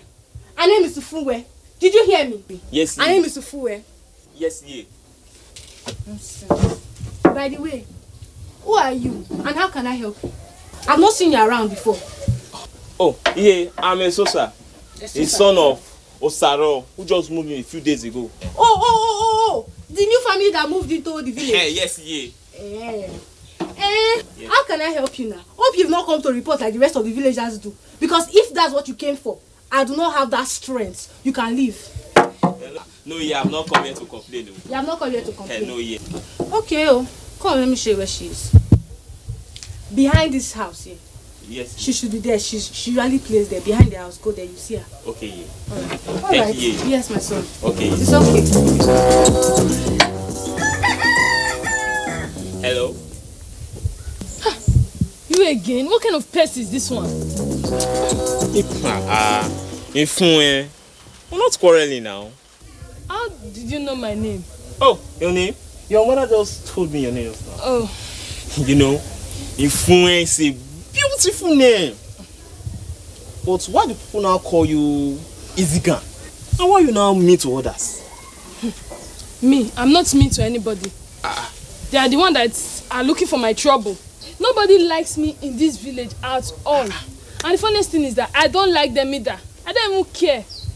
Imagine, they gave me a bad name in this village. Me, Izigan. Not knowing they are the cause of my bad behavior. Ifunwe. Kindness is the only thing the deaf can.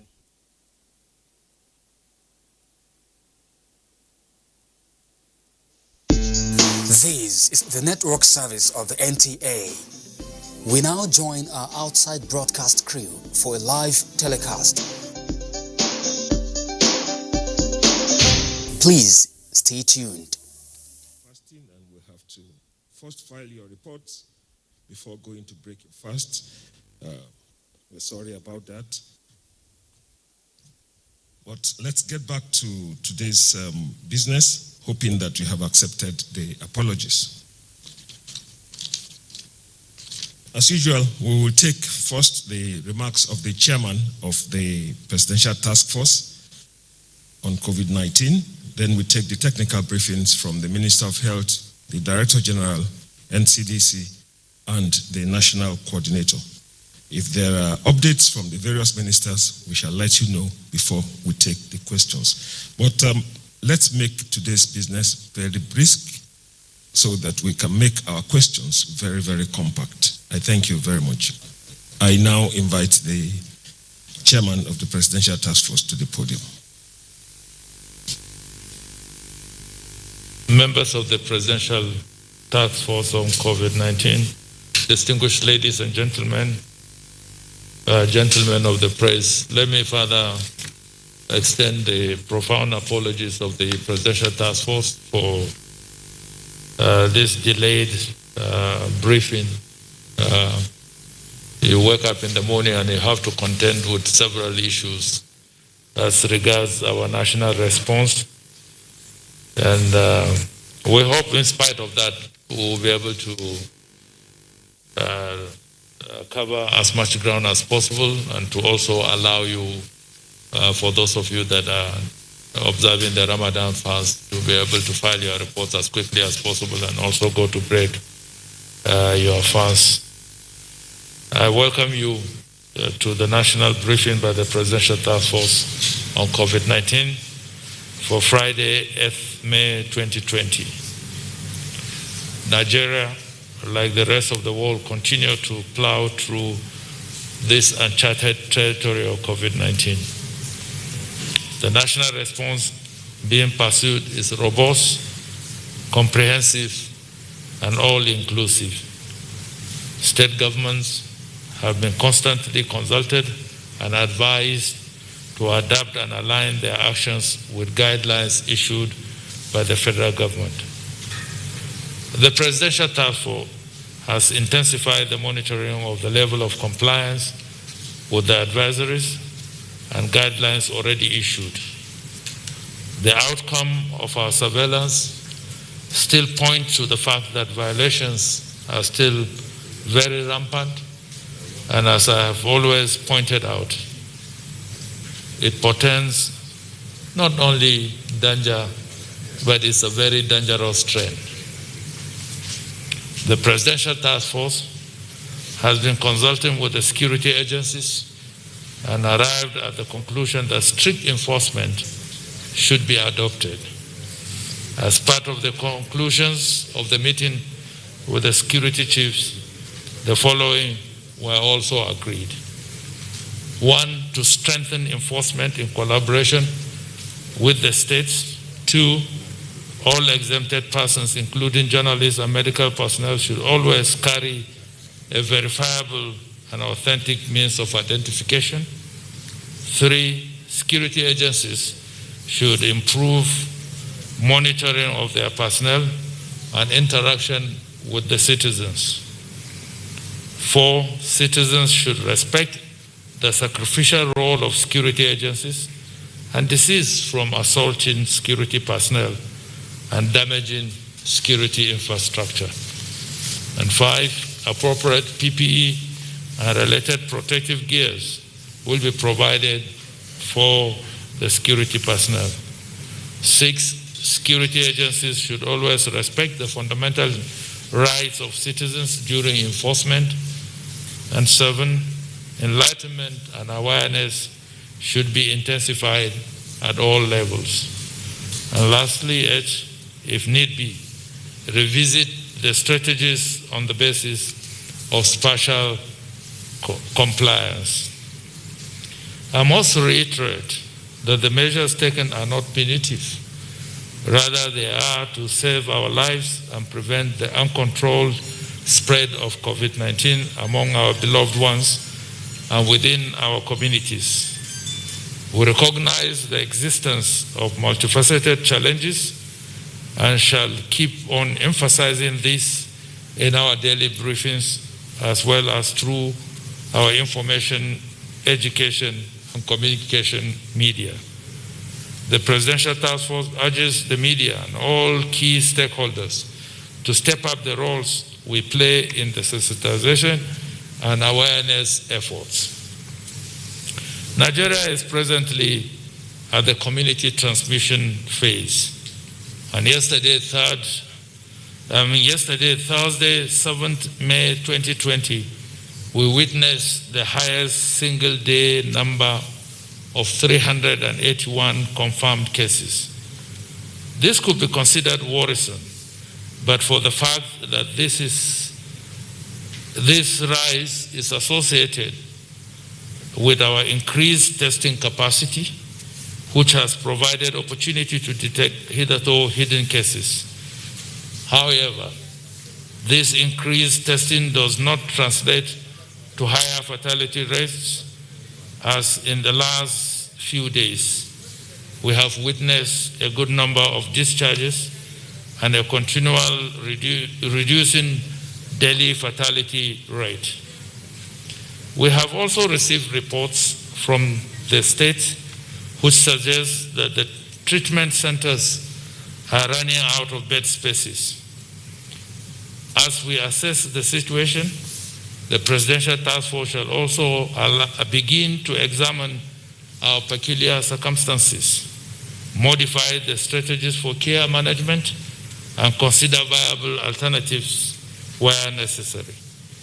At the appropriate time, the guidelines and protocols shall be unfolded. The Presidential Task Force is liaising with the Task Force on Movement of Agricultural Produce under the leadership of the Honorable Minister of the Federal Ministry of Agriculture and Rural Development in order to ensure that food scarcity is not experienced in any part of the country. Another objective of this collaboration is also to minimize the abuse of the exemption granted for the movement of goods under these guidelines. Further to the update by the Honorable Minister of Foreign Affairs on the evacuation of Nigerians yesterday, I'm pleased to inform you that another batch is due to arrive or has arrived Lagos today, and they are on transit to Abuja. They will immediately be ferried to Abuja by Air Peace Airlines, where they will observe the supervised quarantine for 14 days. The Honorable Minister for Foreign Affairs will provide further information on that. Finally, I wish to underscore our appeal to Nigerians to please continue to comply with the guidelines. You must take personal responsibility for your actions. I now yield the podium to the Honorable Minister of Health to update you on new developments, and subsequently the DG, Nigeria Center for Disease Control, and the National Coordinator. Thank you for listening.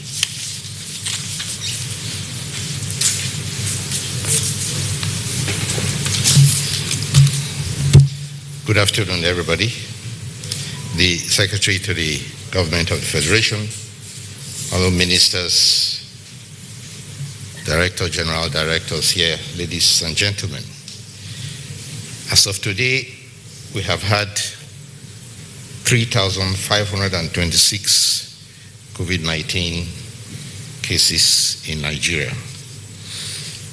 The Secretary to the Government has already told you that we had the highest single day daily number with 381, Jos 183, Kano 55, Jigawa 44, Zamfara 19, Borno 9, Bauchi 19, Katsina 11, Kwara 8, Kaduna 7, Gombe 6, Ogun 5, Sokoto 4, Oyo 3, Rivers 3, Niger 2, Akwa Ibom 1, Enugu 1, and Plateau 1. 601 persons have been successfully treated and discharged, and we have sadly had 107 fatalities.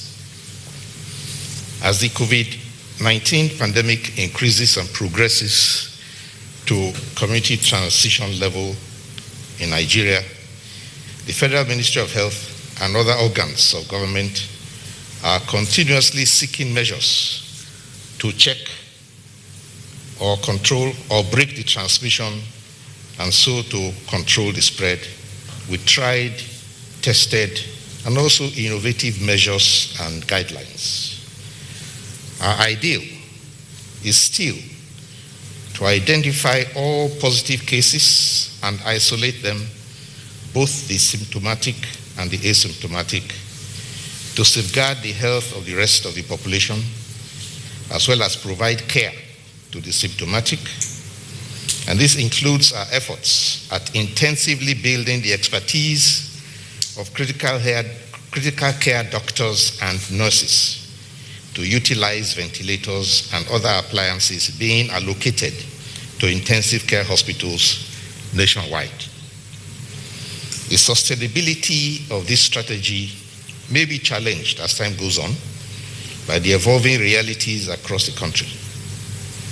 The Federal Ministry of Health is continuously monitoring and reviewing the situation and responding with the dispatch of teams of experts to provide technical support to high-burden areas and states who are grappling with epidemic control issues.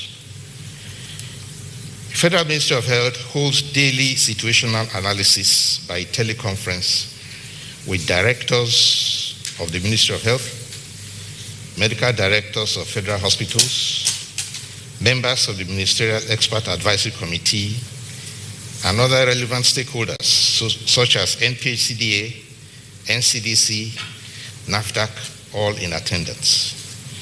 This enables real-time reporting on incidents in the field and immediate solution or mitigating steps. The Ministerial Response Action Plan for the Federal Ministry of Health is about to be ready by next week. Further updates. The Ministerial Technical team deployed to Kano State by the Federal Ministry of Health to support in handling the ravaging community spread and providing direction in managing COVID-19 situation has gained significant community acceptance and is now generating a new pool of trained and updated health workers, including over 100 ambulance drivers and patient handlers. The ambulance service being established there is now running smoothly and rendering invaluable service to support Kano citizens in the face of the lockdown and the challenges with transportation. A technical committee comprising of various specialists was set up and deployed to Katsina State to assess the situation and provide, but also report on their support needs. They will be rebuilding public confidence in the health system and creating awareness about the reality of COVID-19, as well as encouraging health workers who will be trained and retrained to show commitment. They will also ensure health workers are well protected by providing working materials such as personal protective equipment. Calm has been restored to Gombe State Isolation Centers. The Federal Ministry of Health this morning deployed a multi-sectoral technical team, multi-departmental, on a fact-finding mission to Jigawa State at the request of the State Executive Governor. The challenges in Jigawa revolve around the repatriated Almajiris, of whom many have tested positive for COVID-19. The team includes doctors and nurses who will support the State Ministry of Health in Jigawa in setting up and accrediting their isolation and treatment centers. The Ministry of Health team sent to Kogi State has returned to Abuja without mission accomplishment. New efforts will be made to engage Kogi State authorities for resolution of the differences. A team will also visit Borno State for the same purpose in due course. State Commissioners of Health will be engaged on a continuous basis to monitor the readiness and preparedness and address matters arising. I shall conclude by reminding all our diligent healthcare workers and all citizens of my usual advisory, which I believe is now well known and need not be repeated all the time, but also that with increasing figures, we are approaching the difficult era in our COVID-19 response, which we all can still influence by adhering more strictly to all the safety, infection prevention, and non-pharmaceutical injunctions that have been repeatedly given here. Thank you for your attention. I shall now call on the Director General of the NCDC to come and continue.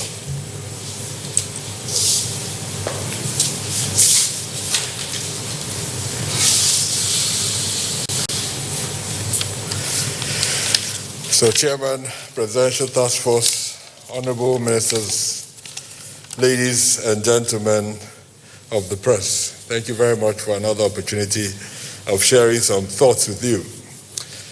Yesterday evening, I had a very interesting and important call with over 100 staff members of my team, of the NCDC Rapid Response Teams, across various states in Nigeria. There are many more of that, but 100 actually joined a single call. And we went through all the opportunities, challenges, and the work they're doing across our great country. This is the highest number of teams ever deployed to states to respond to a single outbreak at any point in time in our national history for public health response. So it's with immense pride that I was able to talk with them, share their experiences, ask them about how they are surviving without their families as they work in support of all the states across the country. One of the most important statements in the act establishing the NCDC is our mandate to support the states in responding to outbreaks. We support them by preventing, preparing, detecting, and responding to outbreaks. We do this every day of the week, every week of the month, every month of every year. However, the sheer scale of the COVID-19 outbreak is unprecedented and has required unprecedented resources. So some of the work that we've done over the last year has come in very useful. As at the end of last year, we had developed a new strategy. Even before we knew about this outbreak, we titled Strengthening States for Health Security, focusing all our resources, all our efforts, all our work around supporting the states. This was our goal in 2020, to build on recent progress and support all states to improve their state health security capacity. I presented this to the Honorable Commissioners of Health at the last National Council of Health meeting in 2019. And we published this strategy in all our media channels, and it is on our website. In April 2018, 2 years ago, we began the establishment of new state public health emergency operation centers in all the states. We had started with Zamfara. By the end of last year, we had reached 23 states. We provide equipment, training, human resources to every state EOC, supporting them in their growth. Each state EOC is then linked to the national EOC, and we provide guidance on how to respond to every state, every outbreak. We support them with rapid response teams. We're working with them all the time to build capacity. We have also supported every state in Nigeria to significantly improve their diagnostic capacity. At the beginning of this outbreak, like I said, we had only 5 labs. Just yesterday, we activated 2 new labs in Port Harcourt. One at the University of Port Harcourt Teaching Hospital, one in the State Tertiary Hospital in Port Harcourt. Strengthening, again, health security at the state level. We started a sample transportation system through a private courier company that organizes the transportation of every sample to all the reference labs in Nigeria, taking that responsibility away from the states so that they can focus their resources on other things. Since the beginning of the outbreak, we've deployed our digital surveillance tool, SORMAS, to link our labs, our EOCs, and our treatment centers all together in a single electronic web-based data collection platform. We continue sending PPEs to support the states in their response and to protect the healthcare workers in every state in Nigeria. We develop guidance, clinical guidance, public health guidance. Just during this outbreak, we've trained over 25,000 healthcare workers in all the states in Nigeria. While we support the states, we continuously encourage them to take more ownership of their own response, and this is really the purpose of our existence. Our most important counterpart in every state is the state epidemiologist. Over the past 2 months, our relationship with every state in Nigeria has been strengthened. I get calls from state governors almost every day, thanking us for our support, asking for more support. The reason for our existence, the reason NCDC was set up, was to strengthen health security at the state level. We will continue doing this. We will continue putting in our best. The states are our biggest clients. We respect their existence, and we are there to support. And we will not stop that until every state is a lot stronger and better place to protect its own internal health security, and we can carry out our role in supporting them. I thank all the state governors, all the state teams that continue to provide security, resources, comfort for our teams across the country. We will continue working together to ensure the health security of every state in Nigeria. Thank you.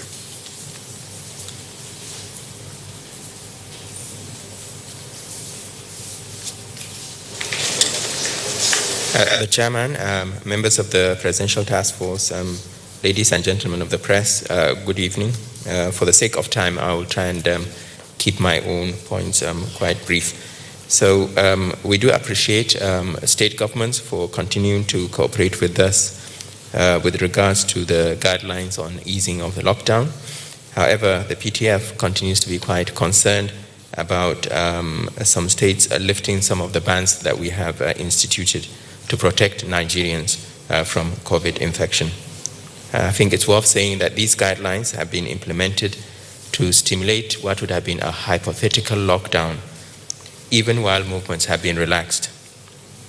And we must not forget that we instituted the ease lockdown to allow for the gradual reopening of the economy and also allow citizens, especially those who earn daily wages through various sources, to find income from day-to-day living, while also controlling the spread of the virus. Therefore, we must reiterate that at a national level, The following still apply. Churches, mosques remain closed. Schools remain closed. We expect no mass gatherings of any kind outside of a workplace of more than 20 people. Interstate travel is still prohibited. We are appealing to the public to please stay within your current locations to stop the community and interstate spread of the virus. And at the same time, we would like to appeal to state governments to please discourage any mass movement of people from one state to another. Travel will only be accessible interstate for essential service providers. Maintaining a physical distance of at least 2 meters while in any public space continues to be extremely important. One way of doing this is to assume that anybody you meet has COVID infection. And I'm sure in that instance, one will probably keep a safe distance if you want to avoid getting infected. And then finally, the issue of non-contact greetings and hand hygiene remains very essential. I think it's worth making the point that we cannot enforce these guidelines alone without support from communities, without support from the public, and without state involvement. We enjoin everyone to support the fight so that sooner rather than later we can return to normalcy, but more importantly, in order to save lives. From the public sensitization side, as we all know, the community spread of the virus is real. It appears that we are probably going into the exponential phase of the epidemic. We can only protect ourselves at this stage by adhering to the basic health guidelines while going about our normal activities. Safety should really be the watchword during this eased lockdown phase, because we're still at risk of a major pandemic. Finally, we would like to once again thank the civil society groups for supporting the extensive community engagement we have across the states. In particular, we would like to thank all volunteers supporting grassroots sensitization across the various local government areas. We would like to ask state governments to continue to work with community-based organizations to support the process of information dissemination and also contact tracing. We thank you all.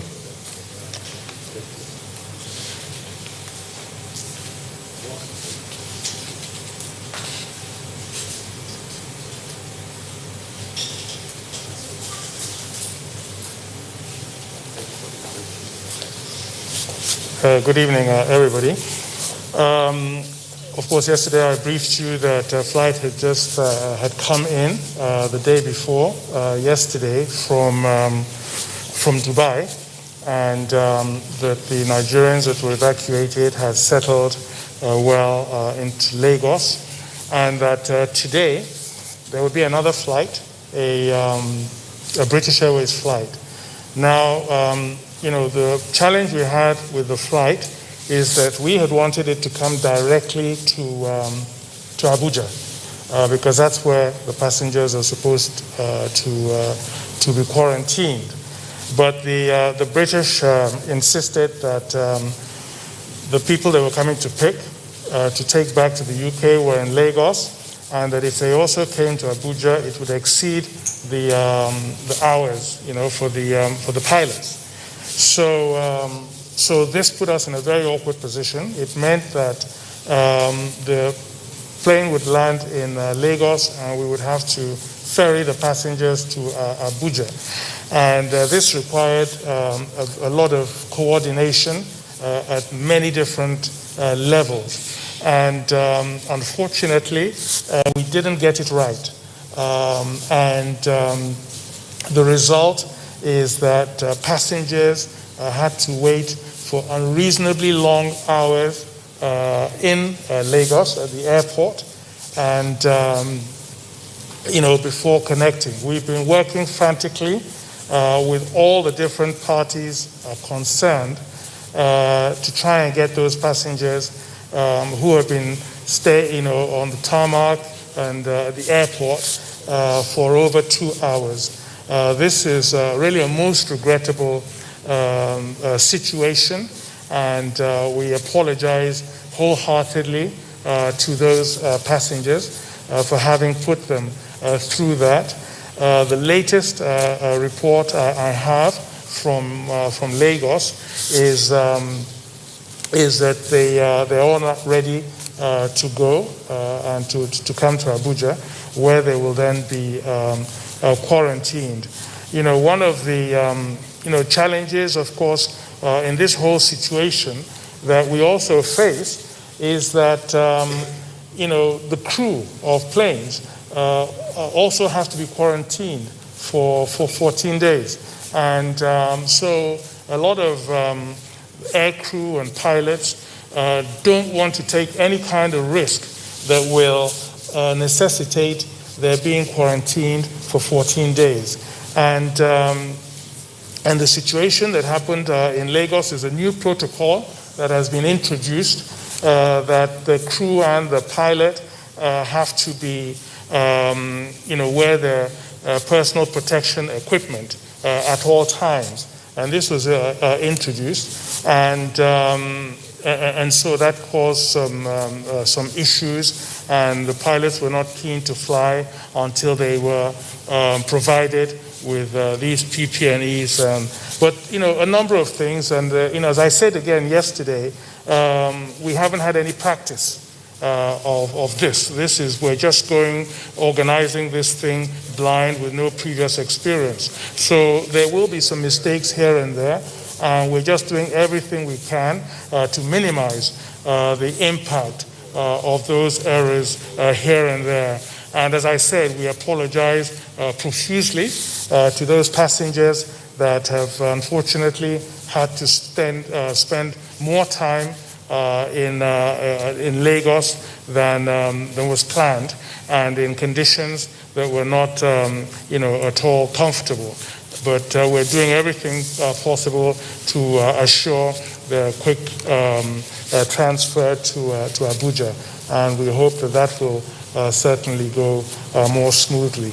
And henceforth, all the arrangements have been for the flights coming in to only go to the final destination. So we will not have to, by God's grace, grapple with a complicated situation like this, where the plane stops in one city, and then we have to now ferry passengers to another city. So hopefully we'll not be confronted with this kind of situation again. But as I said, on behalf of the PTF and all the people that are working to evacuate our nationals, our wholehearted apologies for this blip in the process of evacuating these particular passengers that have come in from London. Thank you very much.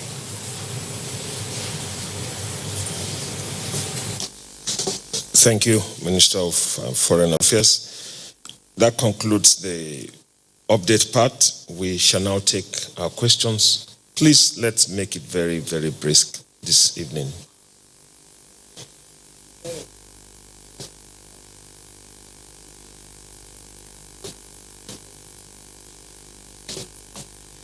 Good evening, sirs. My name is Hassan Umar Farouk. I report for Liberty Radio and Television. I want to ask about true situation in Kogi.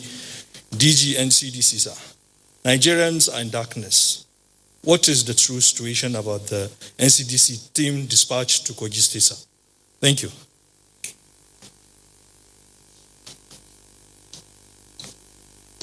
Good evening, sirs and Nigerians at home. My name is Mitaire Ikben of the NTA. I want to ask the Minister of Environment about the progress report on fumigation and decontamination across the states. A lot of people think this is only going on in Abuja, so we want you to give us a progress report. And I had asked before now about the production of why we are not producing reagents in the country, and we hear that Lagos is about to start producing reagents. So I want to ask the DG of NCDC, is the PTF aware of this? And What are the details and what impact will this have on testing capacity in the country? Thank you. Good evening. My name is Nike Adebowale. I report for Premium Times. My question is for the Minister of Health, sir. So there are reports that over 300 health workers employed at Alex Ekweme University Teaching Hospital, Abakaliki, in December 2019 have not received their salaries for the past 5 months now.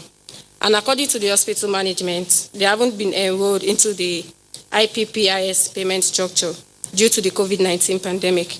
Considering the fact that health workers are frontliners in the fight against COVID-19, is there anything that can be done for now to ensure they get paid? Thank you.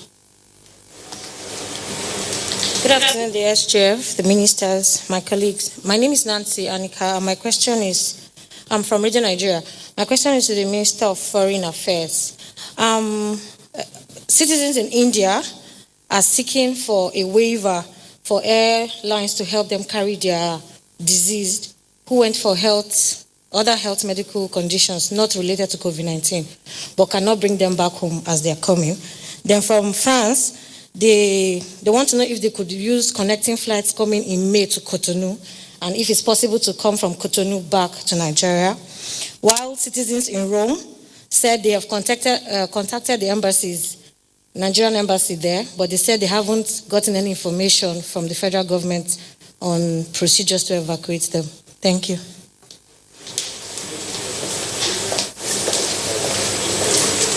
Good evening, the SGF, honorable ministers, my colleagues. My name is Rahila Lassa. I report for Voice of Nigeria.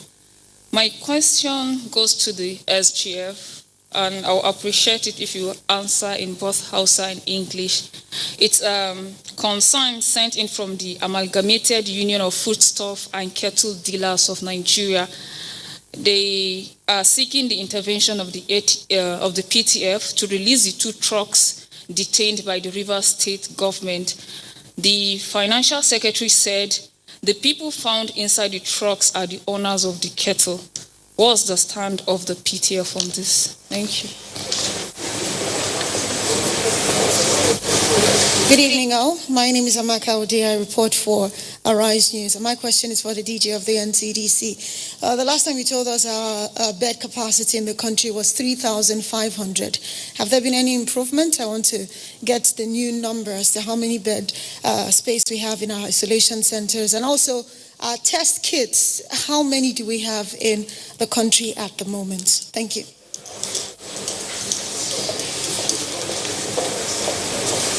Good evening all. My name is Friday Okeregbe. I'm a reporter with Channels TV. I'd like either the Minister of Health or the DG NCDC to respond to my question. It has to do with a drug, a US drug, a drug that emanated from US that's called remdesivir. Is it true that it has been approved for treatment even here in Nigeria? And what about our indigenous drugs? What is the step-by-step process for approval? Thank you.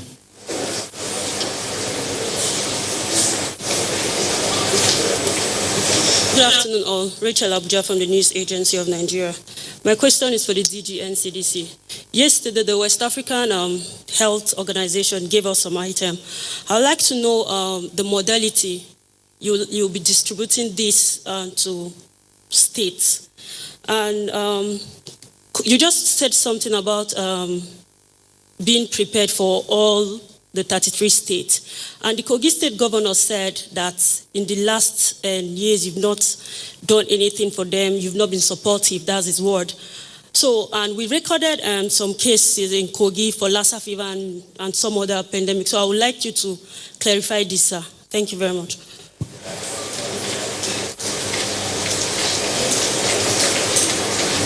Good evening, members of the PTF. My name is Juliana Taiwo Baloyen. I write for the Sun newspapers. My question goes to the SGF and the national coordinator. I just want to know what it will cost for us to have one single response if we are to flatten this curve as soon as possible. I ask because reports from states clearly shows that there is no cooperation despite your assurances here. For instance, the comment from the Bauchi governor. You know, yesterday you said you threatened that there might be another lockdown. You know, you keep telling us pleading and all that, but what will it cost for us to have one national response, for us to get out of this once and for all? Thank you. Good afternoon, sirs. My name is Yemi Adebayo from AIT. Yes, sir. I just want to ask, sir. We understand that agents and importers at the airport cargo section of the Muritala International Airport in Lagos are protesting over the demand by SACO and NACO that they should pay 5 weeks demurrage for the period of the lockdown, despite the directive by FG to stop demurrage. What is the PTF going to do about this before it snowballs into an issue? Then finally, I also want to find out, water, no doubt, in the fight against COVID-19 in Nigeria is very important. Yet many households, especially those at the rural area, lack this basic amenity. What is the government doing in this regard? Thank you. Ẹ kú ìrọ̀lẹ́ o, orúkọ tèmi ni Agboola Ilúfowójù láti iléeṣẹ́ móhùnmáwòrán àpapọ̀ NTA ẹ̀ka ti èdè abínibí. Ìbéèrè mi lọ sọ́dọ̀ mínísítà kejì fún ètò ìlera, dókítà Mamora. A mọ̀ pé ní ẹ̀ka ètò ìlera, ẹ̀ka kan wà tí wọ́n ń pè ní ẹ̀ka tó ń bójútó ìmọ̀ ìṣègùn ní ti ìbílẹ̀, alternative medicine. A sì rí pé àwọn kan sọ pé àwọn lè wo àìsàn COVID yìí ní ilẹ̀ yìí. Ibo ni iṣẹ́ ìwádìí dé dúró lórí àwọn wọ̀nyí?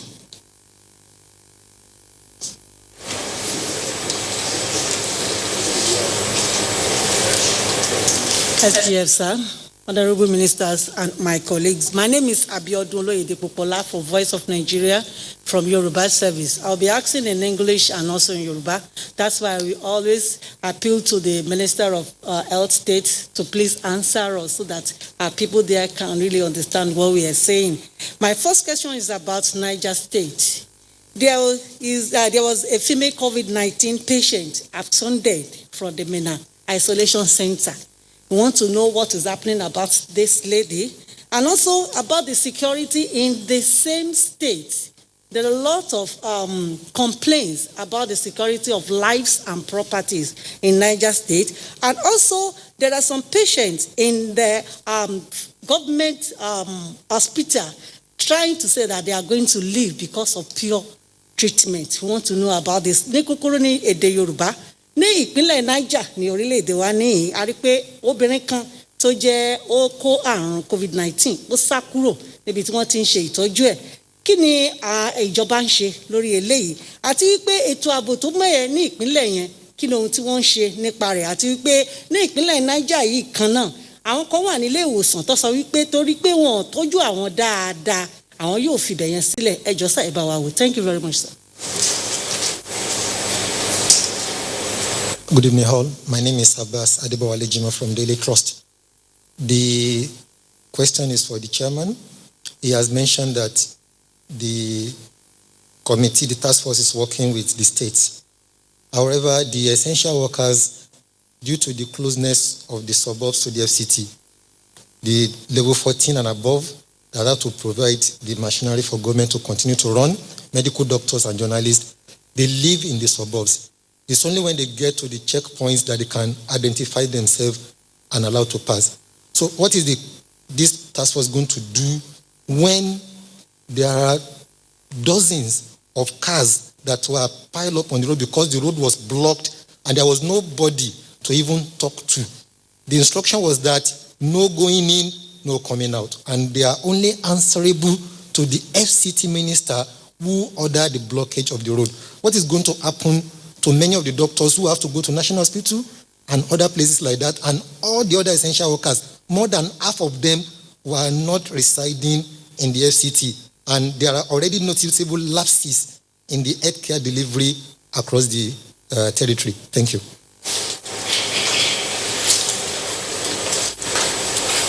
Thank you. We have taken all the questions. They are directed at the Honorable Minister of Health, the DG NCDC, the National Coordinator, the Ministers for Environment, Foreign Affairs, and Minister of State Health, respectively. The SGF will round up after all the responses. We shall begin the response today with the Minister of Health.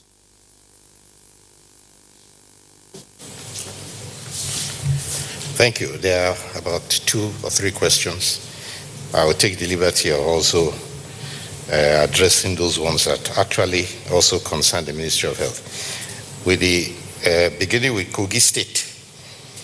Kogi State is one of 2 states that have said that they do not have COVID-19 patients. They seem to be sure of that.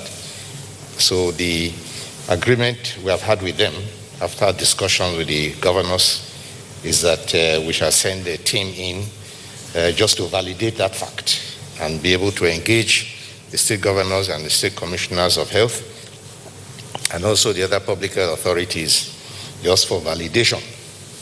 Of course, we did that for our national records and to be able to report to the world what the situation is in our country, because the whole world by now knows that we don't have any actual records from these 2 states. We tried to send a team of the Ministry of Health and NCDC into Kogi State yesterday, but there were some differences there as to processes, which we mean that we need to re-engage the state governor again and work with him and his team to create the conditions for which the Ministry of Health and NCDC can complete their job. So we are going to re-engage them. I mean, the ministry actually, this applies only to Kogi, it doesn't apply to Cross River. So we are going to be sending a team into Cross River next week. As for the Abakaliki, I'm not aware that the state has issues with the workers. That is something that I'm just hearing, but we shall look into it immediately with dispatch. I think they must probably be state health workers, but we shall look into it. I'll ask Permanent Secretary to look into it. This is not a time that we want to see that our valiant healthcare workers are in any way not happy with the service, with the circumstances under which they serve. As for PPP, we are making sure that every state gets according to the cases that they have or the project that they will have. And even when we hear that they are running low in certain areas, we just rush things in very quickly in order to make sure that they don't have shortages or fall into a situation where they have to be placing themselves at risk. So we do everything we can to make sure that it doesn't arise. Somebody asked a question about the drugs being used. I've said before that Nigerian clinicians are participating in a WHO, World Health Organization, sponsored study called Solidarity, that's the title, in which they are trying to get experience across all countries of the efficacy of certain drugs. That includes chloroquine, hydroxychloroquine, and antiretroviral drugs, and azithromycin, and so on. So the study is going on. They are participating in these clinical trials of these drugs, and the antiretroviral is just one of them. The results will come out, I believe, when they have been collated across all countries. As for indigenous medicines, there are processes. Anybody who has indigenous, who has made any, whether herbal medicine or any invention, is referred to the Nigerian Institute for Pharmaceutical Research and Development, or to the TCAM Department, that's Traditional, Complementary and Alternative Medicine Department of Federal Ministry of Health, for evaluation. At the end of the day, everything will go, they can send whatever samples they have to the NAFDAC, National Agency for Food and Drug Administration and Control, for examination and to test, do all the necessary tests. Nothing needs to go through the ministry itself. You can also approach the NAFDAC by yourself. Even if you are manufacturing water, you know you have to send it to a NAFDAC for assessment and also for a NAFDAC number. So there are no steps other than to carry out the same steps that other people carry out who have to produce food and drugs for public consumption. I think that's all for the Ministry of Health. Thank you.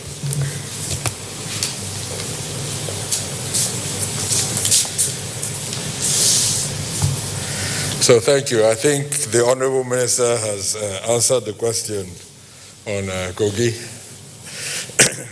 You can only offer help where the help is wanted. Yesterday we offered that help, but it wasn't in a place where the help could be accepted. Unfortunately, that's what happened last night. The reality is we've had a great relationship with the state of Kogi. The Honorable Commissioner of Health, Dr. Saka, is a personal friend. We have supported Kogi in every possible way. One of the first states that had an emergency operations center supported by NCDC. We gave the state epidemiologist a vehicle over a year ago, about a year and a half ago, to do his work. So Kogi is a very good friend. When we did all of that, I personally met the governor of His Excellency, the governor of Kogi State. He gave me audience, and we had a good interaction. So I think in the long term, like I said, the purpose of our existence is to support the states. They have the primary responsibility for health security in their states. Our role is to support them. It's a role I take very seriously and one we will continue to try and do, no matter the odds. So thanks. The second question was on Lagos producing reagents.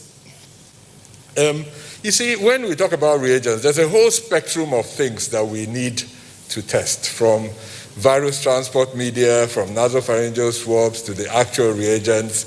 Some of these things are produced in Nigeria. The virus transport media, we produce it at NVRI in VOM. We have now developed a supply chain from them. They supply to us. We use it to collect our samples.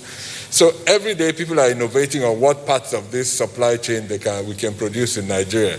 So this is not a competition. Lagos is part of Nigeria. If they produce anything in Lagos, we will be happy and use it to strengthen the national response. So the same for reagents, the same for IPC materials, face masks, gowns. We're actively looking to how to strengthen our industry for local production for all the items that we use in the response. Amaka, I think you asked about bed capacity. We're still plus minus where we are. We have a big challenge across the country right now, especially in Lagos, Kano, Zamfara. A few states where the number of new cases is outweighing the capacity to continue implementing our policy of institutional isolation of all the cases, whether you're asymptomatic, mildly symptomatic, or severe, which is the current policy. Yes, but right now, the reality that we're facing is the implementation of that policy is very difficult. Yesterday, we confirmed 158 new cases in Lagos. It means that by today, if we are to follow that policy, Lagos has to find 158 new bed spaces in a single day. And I can tell you for free that this evening we will have another set of new cases confirmed in Lagos. So this is the reality. No country has found it easy across the world to increase its hospital space capacity by 300, 400, 500%, which is what is required to respond to this outbreak using the current policy. So we are considering other options, and over the next few days we will share these options with you. This is not because these are options that we would like to consider, but they're options that we are being forced into considering. So the reality is, at the moment, a good number of all our patients are not in the institutions, in isolation centers, because we are struggling with capacity across the country. And I really empathize with the state governments that are working so hard, not only to provide the facility, you have to feed, you have to provide security, basic infrastructure. So it's not simple. I was in Kano last weekend, and we went around the new treatment centers that everybody was rushing to get ready. But it's not simple. So there are no simple solutions to this. The federal government, the state government, everybody is struggling with how to rapidly increase capacity to provide to provide venues to care for 300, 400 new patients that we're confirming every day. So this is not simple, but what I know is that everybody is really focused on doing this and at least getting it as right as we possibly can. On test kits, we have about plus minus 30,000 at the moment, but that's not, we have a supply chain that is established. So you don't, test kits is not something you buy in the millions and keep in the warehouse because of they're subject to environmental conditions and all sorts of issues. So you buy as you need, or you have a supply chain. So like I said, we have planned for 2 million test kits over the next 3 months that are already in the procurement process, not just from the federal government, but with all our UN partners that are coming to the table to support us. There was a question on the WAHO supplies. Any supply that comes in, when it's relating to IPC materials, PPEs, they're all registered into a central stockpile and then distributed to the states. But we don't distribute everything because we don't know when there will be a new escalation in cases in one state or the other. So what we do, we agree amount that will be distributed immediately. Then we keep a strategic stockpile for states where there will be an increased number of cases. So it's a very tricky thing to manage. So there's a bit of push factor, a bit of pull, depending on where the needs are. So this is what we deal with every day as we manage this outbreak. And at the same time, we have to continuously look at our stock levels, make our procurement plans, knowing that there's a global competition for the same thing that we're looking to buy. So I hope that answers all the questions. Thank you.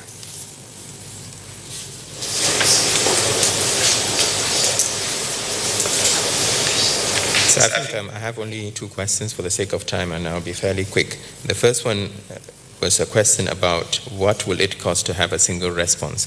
So yes, we have been working quite closely with the Nigeria Governance Forum and state chief executives. In fact, we have a representative of the Nigeria Governance Forum on one of our key working groups. Virtually on a daily basis, we communicate with the state governors where we notice that there's a discrepancy in terms of our advice versus what applies to the states. We will reach out and work with the state governments.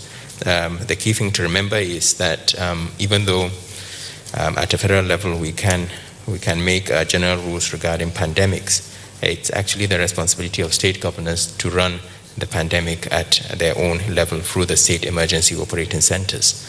And what we expect as the PTF is that there will not be a weakening of the guidelines that we provide, but state governments are allowed to strengthen, to add on to what we have already advised. So we'll continue to work with those state governments, and I'm sure at the moment we are aware of the issues in some of the states, and hopefully that will be resolved sooner rather than later.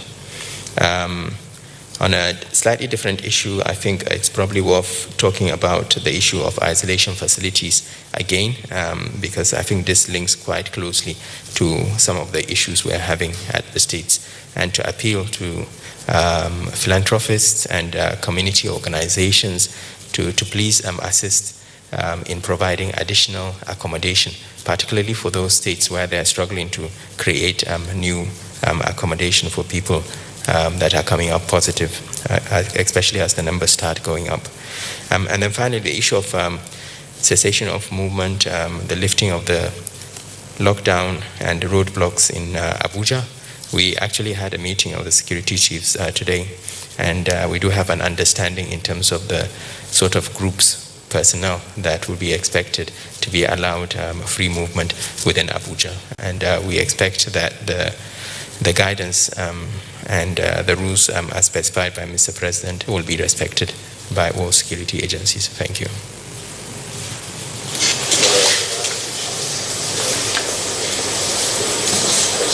Thank you. We'll take the Minister of Environment, followed by the Minister of Foreign Affairs, then the Minister of State for Health. Minister of Environment, please.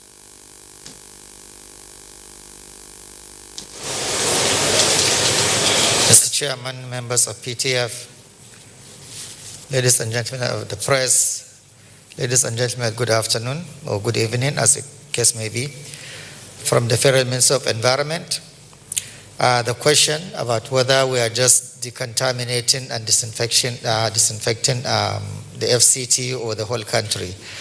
The mandate of the ministry, of course, is for the entire country the environment, water, air, land, contaminant, whether natural or unnatural. As the case may be, coronavirus happen to be one of the microbial contaminants. So our disinfecting activities is for the whole nation. And if you remember from the beginning, we started with FCT and Lagos, Ogun, because at the time these are the high burden areas. Today we are getting new cases in other parts of the country, and we are remapping and extending our activities. Even then, we have been decontaminating and disinfecting other areas of the country. So as the cases grow in other places, we remap and we go and decontaminate and disinfect. As I have mentioned day before yesterday, we are also mapping schools now. We have already received information from the Federal Ministry of Education, and will be decontaminating and disinfecting schools. Also, I told you day before yesterday that we have also received a list of all the isolation and treatment centers from the Ministry of Health, which also will be decontaminating, and these are all across the country. So the answer is our activity covers the entire nation. Thank you.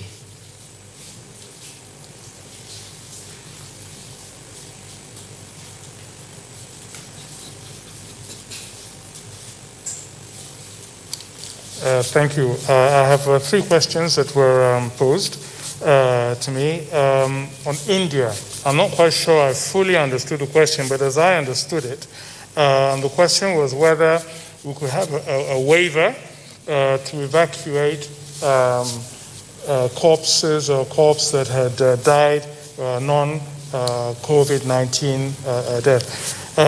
Well, I think this will have to be obviously on an ad hoc basis. I'm not sure that it's necessarily for Foreign Affairs to answer. It could be the aviation and port health authorities. But I think in principle, if the request is made, and I don't see why it shouldn't be allowed once it's established that it's that the cause of death was not the COVID-19. The second question was in respect of Nigerians in France who are asking whether they could fly to Cotonou and then come to Nigeria. I had actually received this question directly myself. So the answer that I gave was, in principle, yes.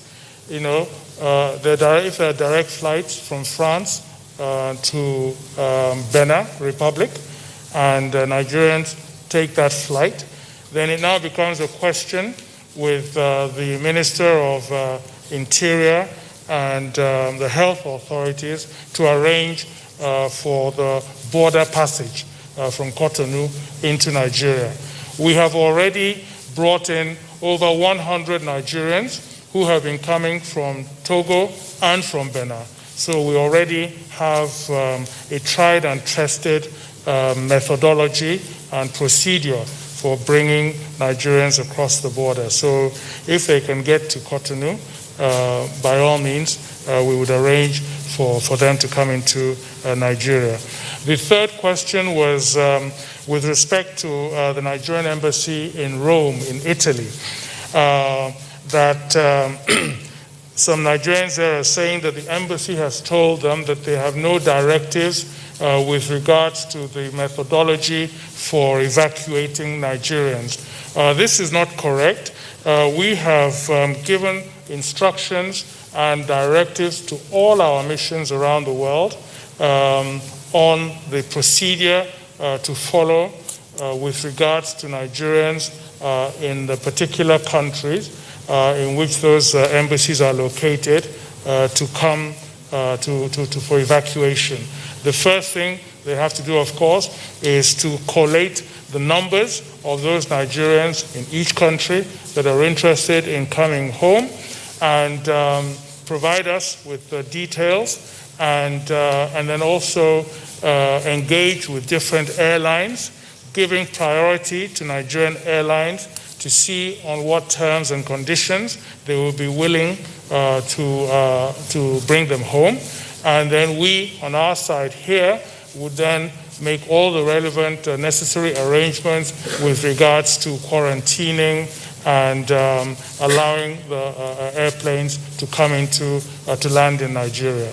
So the simple answer to that is that all our embassies have directives to engage with Nigerians who want to come home. Thank you very much.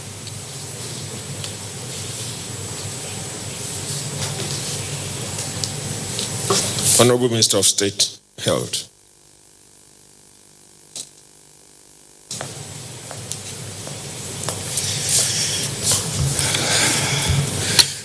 Mo kí alága àti gbogbo àwọn ẹlẹgbẹ́ mi tí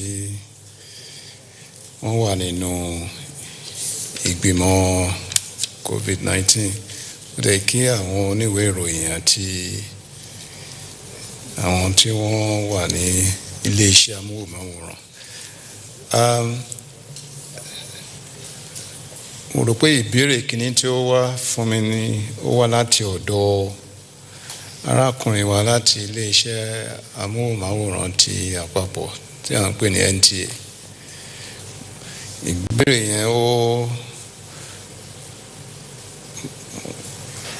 arákùnrin wa ń béèrè wípé níbo ni abadé nídìí àwọn tí wọ́n ń ṣe oògùn ìbílẹ̀ nípa ewé àti egbò fún àìtọ́jú àwọn aláìsàn, traditional medicine. À ń bá ètò yẹn lọ. Ohun tí à ń ṣe lọ́wọ́ nípa eléyìí ni pé kí a tẹ̀ kọ́kọ́ gba oríṣiríṣi àwọn tí wọ́n ń kọ̀wé sí wa, ká kọ́kọ́ gba àwọn wọlé, ká mọ̀ mélòó ni àwọn èèyàn báyìí tí wọ́n ń kọ̀wé ránṣẹ́ wípé àwọn ti ní oògùn àbí àpò pọ̀ kan tí à ń pè bóyá nǹkan tí wọ́n ti ṣe láti fi dẹ́kun àrùn COVID-19.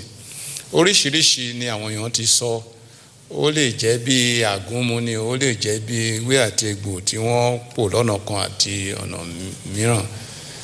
Ṣùgbọ́n a lè dédé sọ wípé nítorí wọ́n ti sọ wípé àwọn lè ṣe kinní yìí ká bẹ̀rẹ̀ sí ní máa sáré fún àwọn èèyàn ní oògùn yẹn láti lò. Ó ní ìgbésẹ̀ tí wọ́n láti tẹ̀lé ní ọ̀nà tó ti wà nílẹ̀. Ìkíní ni pé ilé iṣẹ́ tí ó ń ṣe ètò nípa oògùn àti oúnjẹ fún ara tí à ń pè ní NAFDAC, wọ́n láti kọ́kọ́ mú àwọn oògùn yẹn wá síwájú ilé iṣẹ́ yìí. Nǹkan tí ilé iṣẹ́ yẹn máa ṣe ni pé ṣé oògùn yìí gan ṣé ó dá fún ara. Ìyẹn ni ìgbésẹ̀ kọ́kọ́ tí a ní láti kọ́kọ́ ṣe àyẹ̀wò ẹ̀. Ìpè ṣé oògùn yìí gan ṣé tí ara bá tẹ̀ ṣé ó lè dúró lára. Ìyẹn ni àkọ́kọ́. Tí àwọn olóyìnbó ní is it fit for human consumption? Ìgbésẹ̀ kìíní nìyẹn. Lẹ́yìn yẹn ni a ní láti wá wò yí pé tí iléeṣẹ́ NAFDAC bá ti sọ pé ó fit àti ó lè bá ara lọ. Lẹ́yìn yẹn a ṣẹ̀ṣẹ̀ wá gbé oògùn yẹn lọ fún àwọn tí ó ń ṣe ìtọ́jú àwọn aláìsàn COVID, àwọn clinicians a máa ń pè yẹn dókítà tí wọ́n fún àwọn èèyàn ẹni oògùn. Ṣùgbọ́n ká tẹ̀ tó fún wọn bẹ́ẹ̀ yẹn, wọ́n láti ní àwọn tí wọ́n jọ̀wọ́ ara wọn wípé àwa fẹ́ kí wọ́n tẹ̀ lo oògùn yìí lára wa, volunteers. Nítorí oògùn tí àti gbé kalẹ̀ yìí pé ó lè ṣe iṣẹ́ báyìí báyìí, a kàn ní dédé mú fún ẹni tí ara ẹ̀ ò yá nípa àrùn ti covid wípé kó bẹ̀ sí lò ó. alátẹ̀kọ́ ṣe àyẹ̀wò ẹ lọ́dọ̀ àwọn tí wọ́n jọ̀wọ́ ara wọn sílẹ̀ volunteer pé ẹ tẹ̀ lóògùn yìí ẹ lò fún wa káwa tẹ̀ ká fira wa ṣe ẹni tí ó jọ̀wọ́ ara ẹ̀. nígbà tá a bá rí irú àwọn èèyàn bẹ́ẹ̀ yẹn tí wọ́n dẹ̀ máa fọwọ́ sí ìwé yẹn là ń pè ní clinical trial, tí wọ́n bá lò fún wọn oríṣiríṣi ọ̀nà ni a lè ti wo àbájáde ẹ̀.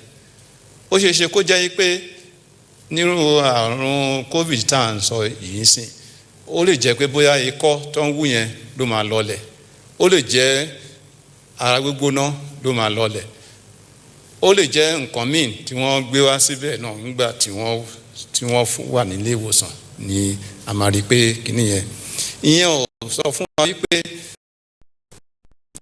ó fa covid yẹn pé ó ti pa àrùn kòkòrò yẹn, ṣùgbọ́n ká tẹ̀ rí pé oníṣẹ́ tí oògùn yẹn ṣe yẹn ìkejì. ìkẹta ni pé a ní láti wá wò tá a bá rí pé wúrú nǹkan bẹ́ẹ̀ ta kọ sílẹ̀ a ní láti wá wò pé ṣé oògùn yẹn gan lẹ́yìn tá a bá lò lẹ́yìn ìgbà díẹ̀ ṣé kò ní àwọn nǹkan tó lè pa ara lára tá à ń pè ní side effect. kò sóògùn tó ní side effect o, ṣùgbọ́n tí side effect yẹn tó bá dé ibi tó jẹ́ pé ó tún wá ju ti àrùn kan tó wà lára. so gbogbo ìgbésẹ̀ yẹn láti wà ń bẹ̀ kò dẹ̀ kò yá bẹ́ẹ̀ yẹn nítorí pé ní oògùn tí òyìnbó wà pa ìṣe náà kọ́kọ́ máa ń yẹ̀ wò lára àwọn ẹranko kó má lọ di pé wọ́n lò lára èèyàn gan ó di wàhálà. ìyẹn ló ṣe láti jẹ́ pé a máa ní sùúrù pẹ̀lú ẹ̀, ṣùgbọ́n à ń wò láìpẹ́ a máa ní ìpàdé pẹ̀lú àwọn tí wọ́n sọ fún wa yí pé àwọn ní oògùn fún nǹkan báyìí ká jẹ́ kí wọ́n mọ gbogbo yẹn. a fẹ́ pè wọ́n pọ̀ ní kí a lè jẹ́ kí wọ́n mọ gbogbo ìgbésẹ̀ tí a ní láti gbé kó tó di pé a bẹ̀rẹ̀ sí ní lo oògùn yẹn. ìbéèrè kejì tí ó wá láti ọ̀dọ̀ arábìnrin Abíọ́dún Pópóọlá láti iléeṣẹ́ Voice of Nigeria.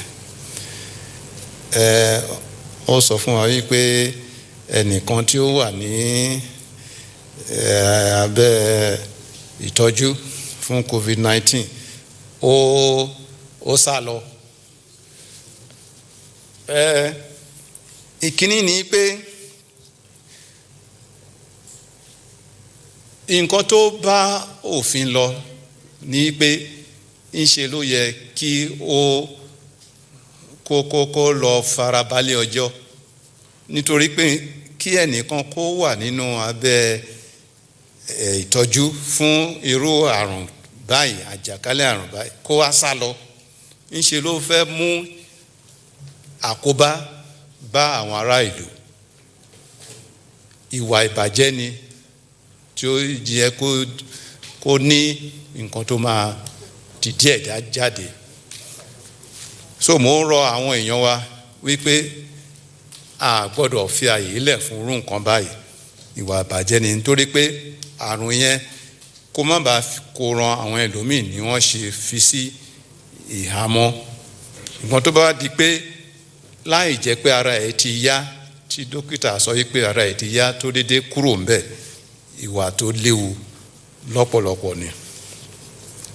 mo dẹ̀ mọ̀ wípé ìjọba ìpínlẹ̀ Niger tí a gbọ́ pé irú ẹ̀ ti ṣẹlẹ̀, wọ́n á mọ bí àwọn ṣe máa rí arábìnrin yìí láti dá padà síbi tí ó yẹ kó wà títí ó fi máa gba ìtọ́jú tí ara ẹ̀ máa yá kó tó wá dá sílẹ̀. ìkejì tó béèrè ní pé àwọn tó wà nínú ìhámọ́ fún ìtọ́jú tá à ń pè ní isolation àti treatment center wípé wọ́n sọ wípé ìtọ́jú táwọn ń rí nípa bóyá oúnjẹ ni o àbí nǹkan mìíràn kò tó.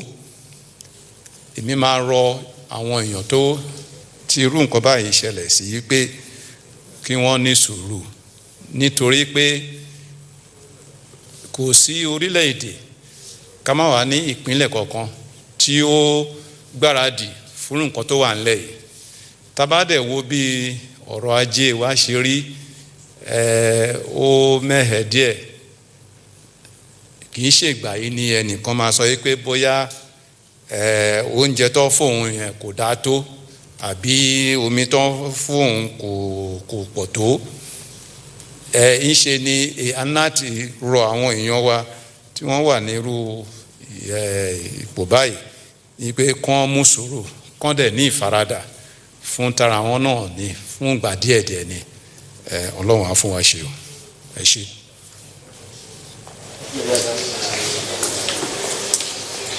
Finally, we take the chairman of the PTF COVID-19.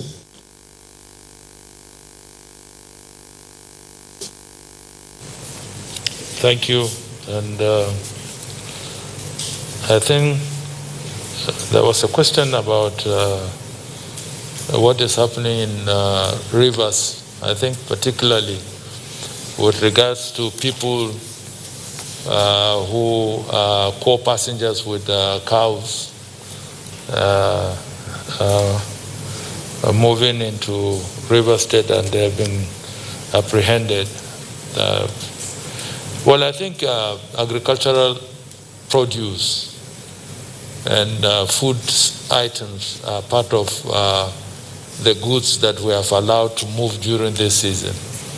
Because as much as we are dealing with health issues, we have to also consider the nutrition aspect of the lives of our people.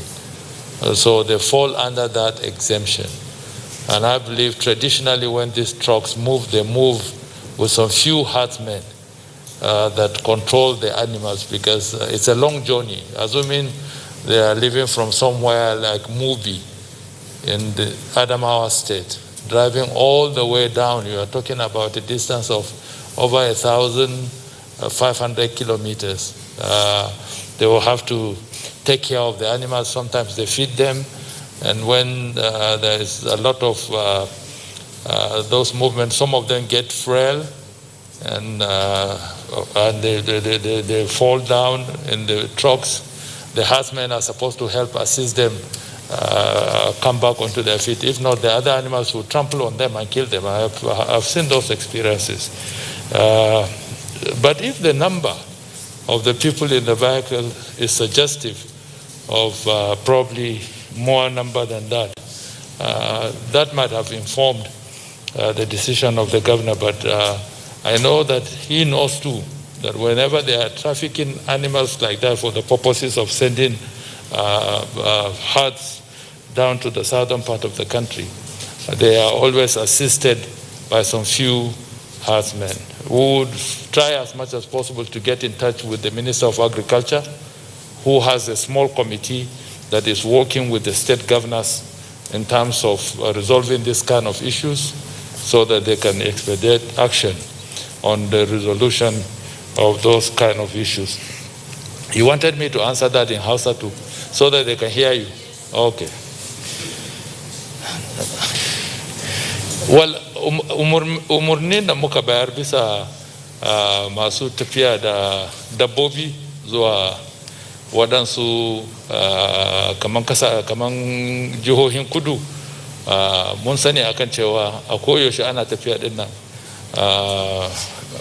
Masu kiwo suna sa kaman mutane kalila a cikin tirelan da yake tafiya da dabbobi don su taya dabbobi inda an samu kasasu a tsakanin su a daga su, waɗansu su kuma a ba su abinci a ba su ruwa don su samu su isa inda suke. Don akwai damuwa kamar a waɗansu jihohi ana magana yanzu a Rivers an kama dabbobin da mutanen akan cewa watakila almajirai ne suke gudu za su shiga jihohin. Za mu yi magana da shi ministan agriculture shi da yake da kwamiti wanda take duba waɗannan abubuwa a jihohin kasanmu gabaki ɗaya don a samu fahimta. Na tabbatar kuma don mun yi wannan magana don shi minista agriculture ya sa baki za a samu fahimta kuma waɗannan mutanen don an tabbatar su makiya ne suna tafiya da dabbobin da za a sake su. Alkawarin da zan ɗauka shine akan cewa zan yi magana da ministan agriculture, yana da kwamiti wanda take aiki da gwamnoni na jihohin nan duka don a samu fahimta na wannan lokaci, don dabbobi da kayan abinci da taki na manoma suna cikin abubuwan da muka ce a wannan lokaci dole a bar su a yi tafiya da su, don damina ya zo za a fara batun noma kuma maganan abinci duk da abin da ake ciki dole mutanenmu su samu cikakken lafiya da irin abincin da za su ci. The other question is with regards to, I think it was the son that asked, why don't we have one national response? What we have is one national response. We don't have any other response. And the response is basic: to test, to isolate, to trace, to track. That has been our strategy. What are the implementation tools? Are the non-pharmaceutical processes that we have put in place? What are the non-pharmaceutical processes or initiatives? First, stay at home. Second, maintain social or physical distancing. The third is maintain personal hygiene by washing of hands and using sanitizers, and avoid unnecessary gatherings. There are other processes that have been put in place. The first was the lockdown over the two states and federal capital territory. Now we have in place an easing, but with the further lockdown on Kano. But in the processes of the easing too, we have introduced measures. So the national response is one, but we are mindful of the fact that we are a federation, and there might be differences and variations in the implementation. That's why the president in his remarks, in his address on the 27th, did say that this is the framework. The governors can add, like some have done, and they can impute based on their peculiar circumstances, but it must be in alignment with the national response, which is to test, to isolate, to trace, and to track. Basically, that's what we are doing nationwide. There are no variations anywhere. It's the same thing. We're trying to establish the fact that if you are tested and you are positive, you are taken into isolation. You are taken out. Why? So that you do not infect more people. And we trace and track your contacts so that we can establish their status. And that way you limit the surge in community transmission. So there has been only one response, and we're still on that response. The basics of its application in terms of times when markets are open, how many times you go to the offices can vary from state to state, what is important in different states. I hope you understand that the response is one, but the application and the introduction of basic things that will help in achieving the national response, I think is something that we should promote. You particularly refer to a comment made by a governor. That has to deal with treatment. If you notice, we have consistently maintained from the Presidential Task Force the issue of care management. There is no single cure to COVID-19 that I know about. From all the literature, from all the news item. You listen to the news as much as I do. Everybody is trying his hands on one thing or the other. Even bigger economies would establish medical infrastructure. Today is hydrochloroquine. Tomorrow is another thing. Then after a while, you hear even those treatments that have been prescribed being discredited.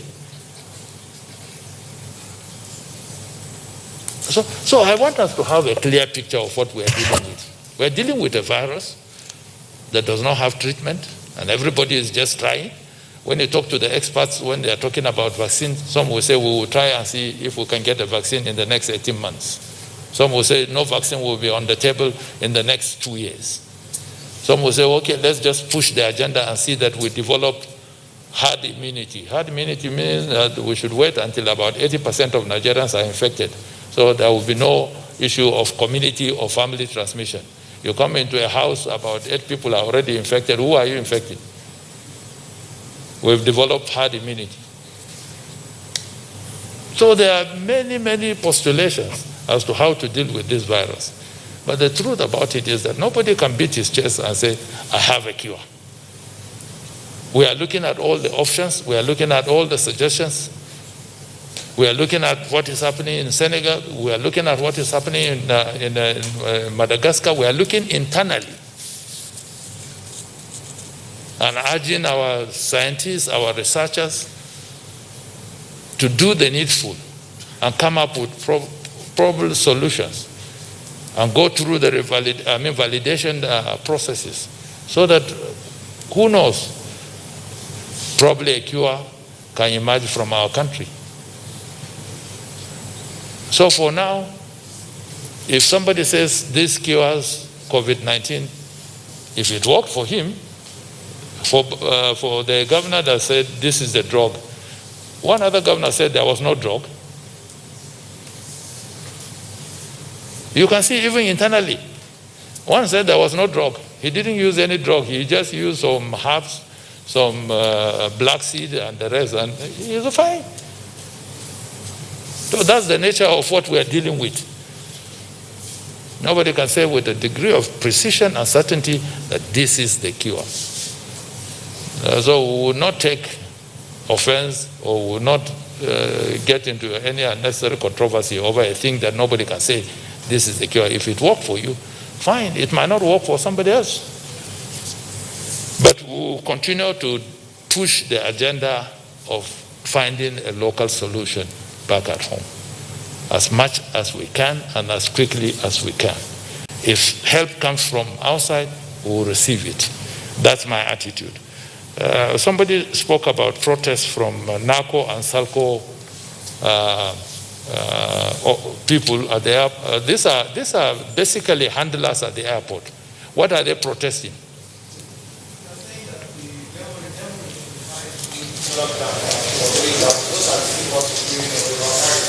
Okay. These are issues of ports authority. These are issues of cargo handling. I would want to leave the Honorable Minister for Aviation to deal with that, to find out exactly what is happening. Because sometimes, you see, the information we have at our disposal might not be the actual thing. I've dealt with this in a couple of weeks now, so I know.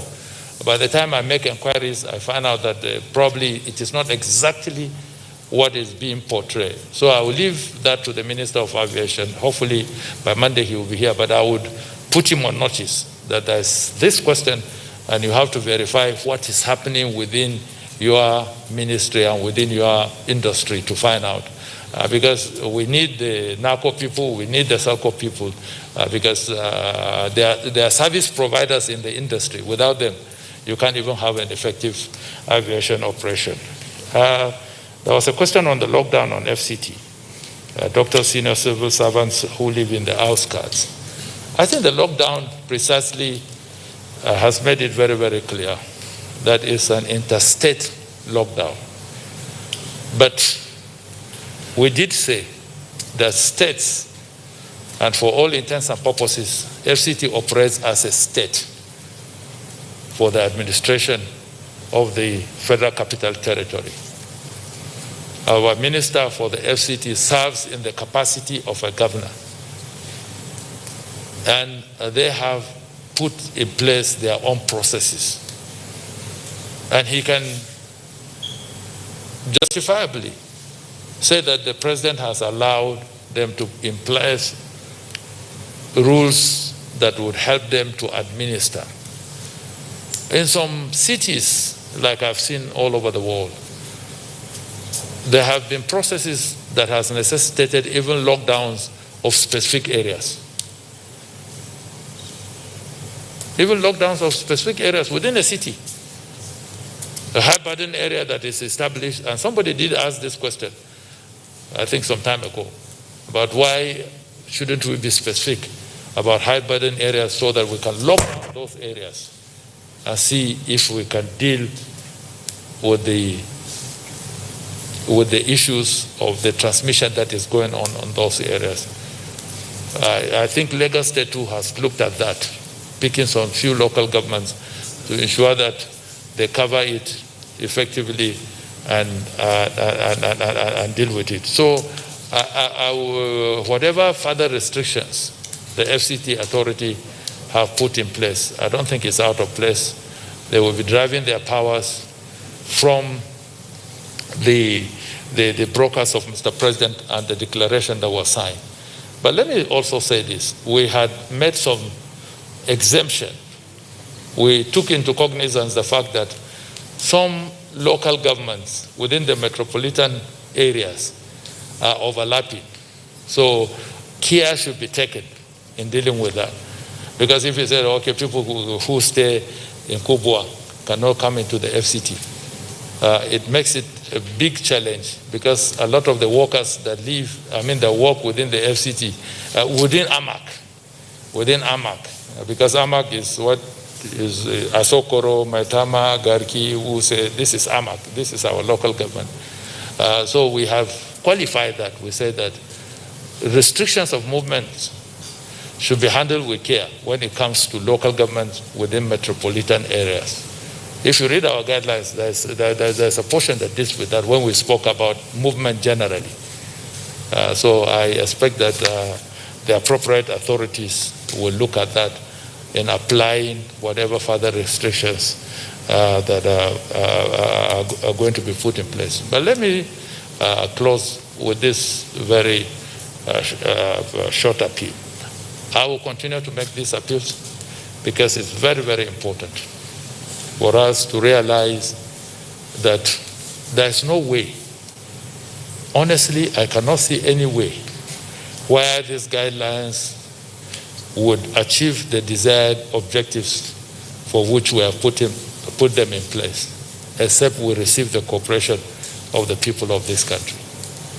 If we don't, the guidelines do not have the force of automatic operation. They will depend on how we respond as a people to the applications of the guidelines so that we can see how best we navigate this process. It's uncharted waters. Nobody has a grip of it. And I continue to say, I have looked at what is happening in developed economies that have infrastructure and that can boast of a tradition of sustainable health and medical infrastructure over the last century. They have been brought to their knees and they are trying to find ways. I looked at the scaled or phased processes that the British government is putting in place. They phased it until August. 5 different phases, as established as the NHS is in the UK. But it's dealing with this problem. So you would appreciate the fact that oftentimes when we say we will come for the press briefing at 3 o'clock and something just crops up and we are unable to do it, because we are dealing with a monster that has no respect for any tradition or custom or institution. So my appeal to you is that let's work together and work through this process. And at the end of the day, I'm confident that the resilient spirit of us as a people would help us overcome this particular pandemic. Thank you.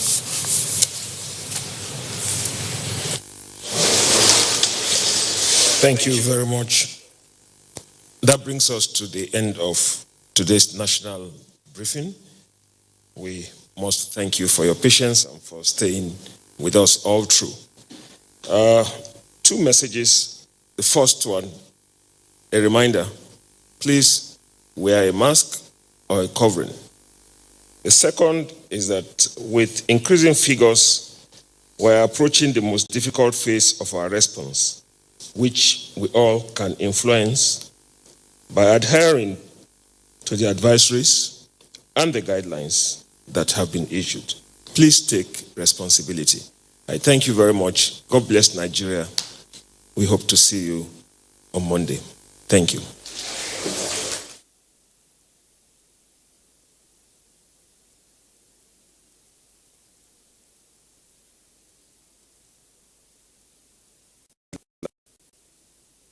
Virus, where the nickname na COVID-19. It not be big man who sickness, so if it catch anybody, according to World Health Organization, WHO, where then they call WHO, make I show you how the disease they take spread. Oga travel go abroad, come back with symptoms of COVID-19 infection. As he land for airport, driver go carry and come house. His wife and pikin welcome am. Cook arrange food for Oga. Houseboy and house girl pack Oga load enter house. Now so Oga begin spread this infection to him people. Driver go mechanic workshop, go spread them. Cook go open market to go buy one or two things. She go spread them too. Even house cleaner go back her house, go spread the same infection. Now so this coronavirus begin take style dey spread from family to we country people. So therefore, make we join hands obey all the instructions wey government and our medical people don give us. Wash your hands with water and soap regularly, or use hand sanitizer. No go join body for where people gather plenty. Maintain social distancing. Above all, stay una house as government don advise.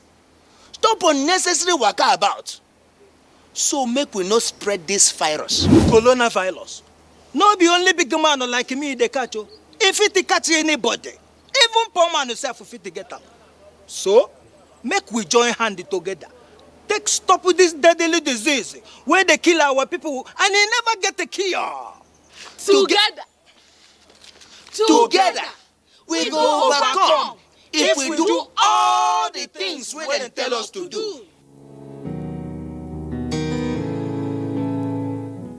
The following guidelines for eased lockdown, as announced by the Presidential Task Force on COVID-19, are effective from 4th May 2020 in Abuja, Lagos, and Ogun states.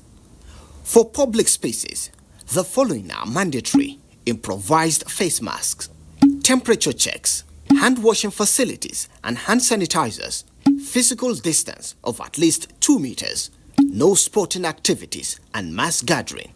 On travel, these are prohibited: passenger flights, interstate travel except essential services, movement of agro products and petroleum products. Note, there will be mandatory supervised isolation of returnees for at least 14 days. For markets and offices, neighborhood markets are to open 3 times a week from the hours of 8 a.m. to 3 p.m. Banks and financial services are to open from 8 a.m. to 2 p.m. Government offices are open only to staff from grade level 14 to 17 between the hours of 8 a.m. and 2 p.m. on Mondays, Wednesdays, and Fridays. Corporate offices and private sector are open to business from 8 a.m. to 2 p.m. Schools, churches, mosques, clubs, bars and gardens remain closed till further notice. COVID-19 is real. Take responsibility and stay safe. I am Elizabeth Amali. I am here to talk about facts. There is so much misinformation and distortion out there, especially on the social media. All it takes is just a click and the fake news goes viral. However, here in NTA, we deal with facts. My job is to go out there and comb for factual news and information, just the way it is, all in the interest of the nation. I'm Naja'atu Tijani. Here on the NTA, we present only the facts, verified. Beware of fake news, don't be a victim. Stay tuned to the NTA. Especially at this time of the coronavirus pandemic. My name is Nnamdi Ojipo.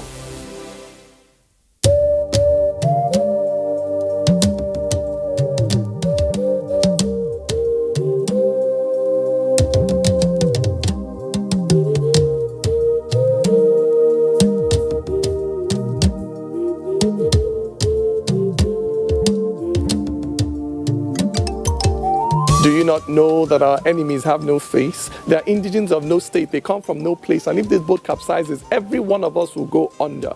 So when the drums sound, let everybody answer. Do not say, I am the Iroko when the forest is burning. Do not say, I am the Obechi when the forest is burning. Our differences will not stop us from perishing together. So when the drums sound, let everybody answer.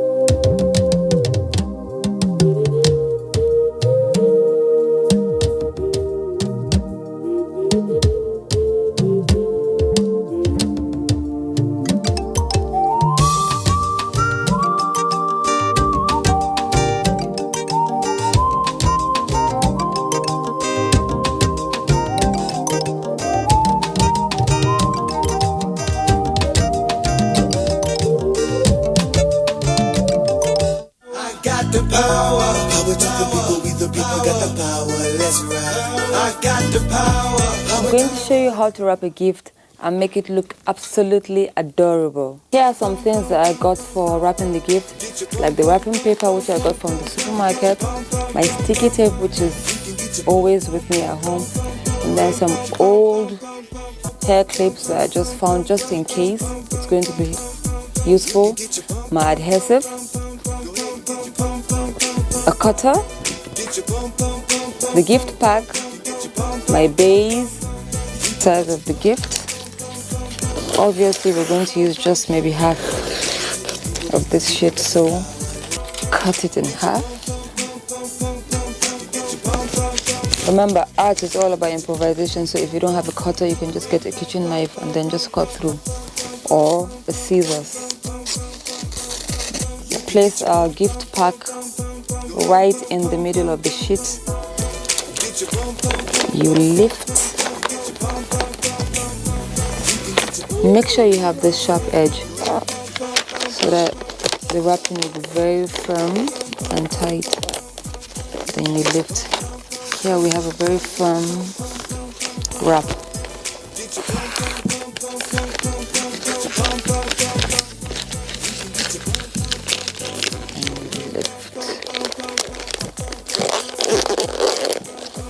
Make sure you fold it neatly so that you can have this surface very nice and presentable.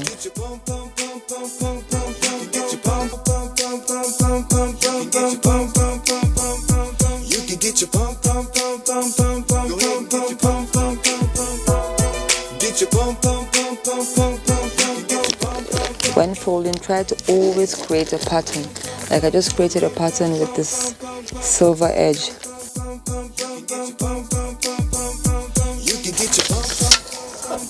And you stretch, and then we'll begin to fold. Now this wrapping paper is going to be very interesting because we already have the lines, so we don't need to stress ourselves too much when we begin to fold and create the shape of the fan.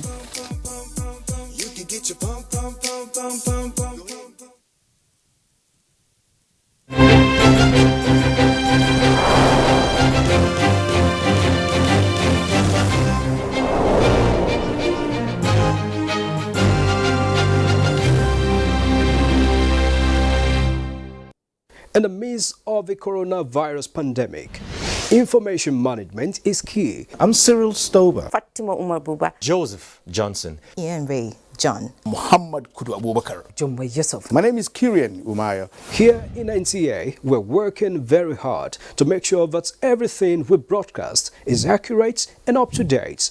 Misinformation spreads very fast. The social media has been a huge conveyor of misleading information from one individual to another, then to another set of groups. In a short while, it goes viral, and before you know it, it is all over the world. There have been several misleading information on coronavirus COVID-19. Recently, the misconception of 5G as a cause of coronavirus is becoming widespread. Another is the belief that hot beverages and alcoholic drinks are internal cleanser for COVID-19, thereby leading to excessive consumption of these drinks. The use of local concoctions as treatment for COVID-19 are yet to be scientifically proven. However, there has been several theories about the efficacies of these concoctions. We should stay safe and denounce all manner of fake news and misleading information on COVID-19. For medical advice, go on the WHO website, Nigeria Center for Disease Control NCDC website, or stick with the advisories from the Presidential Task Force on COVID-19 or other authentic official sources. NTA is one of them. COVID-19 transmission is mostly through droplets from sneezing and saliva. The most effective way to protect yourself from the virus is to practice good personal hygiene. Wash hands with soap under running water or use an alcohol-based sanitizer if water is not available. Maintain at least 2 meters distance between yourself and anyone who is coughing or sneezing. Cover your mouth and nose with your elbow or tissue when you cough or sneeze. Dispose of the used tissue immediately. If you have traveled recently to a country with COVID-19 outbreak in the last 14 days and you have a fever, cough, or breathing difficulty, call NCDC toll-free numbers before going to the hospital. This message is from the National Orientation Agency.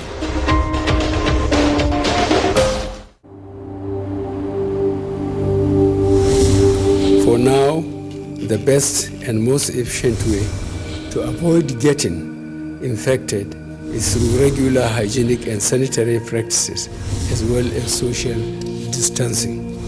As individuals, we remain the greatest weapon to fight this pandemic. By washing our hands regularly with clean water and soap, disinfecting frequently used surfaces and areas, coughing into a tissue or elbow, and strictly adhering to infection prevention control measures in health facilities, we can contain this virus.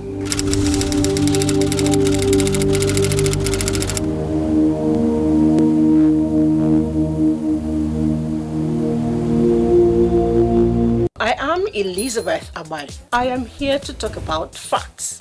There is so much misinformation and distortion out there, especially on the social media. All it takes is just a click and the fake news goes viral. However, here in NTA, we deal with facts. My job is to go out there and comb for factual news and information, just the way it is, all in the interest of the nation. I'm Naja'atu Tijani. Here on the NTA, we present only the facts, verified.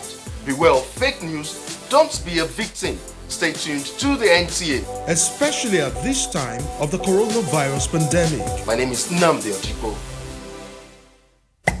24 hours a day, 7 days a week. You can watch NTA International live on your TV, computer, iPad, tablet and phone. Log on to visiontv.co.uk and click on Entertainment, then NTAI. You can also download the iOS or Android app on your mobile devices to watch NTA International on the go, anywhere in the world. NTA International, your window to the world. You can follow us on all our social media platforms: Facebook at NTA Network News, Instagram at NTA Network, Twitter at NTA News Now, YouTube at NTA News Online, or visit www.nta.ng. For live streaming, visit www.nta.ng/live. Now, you can stay updated on the go, be it on your TV, iPhone, laptop, or iPad, or download the NTA mobile application from your Play Store or App Store. NTA, you can beat the rich.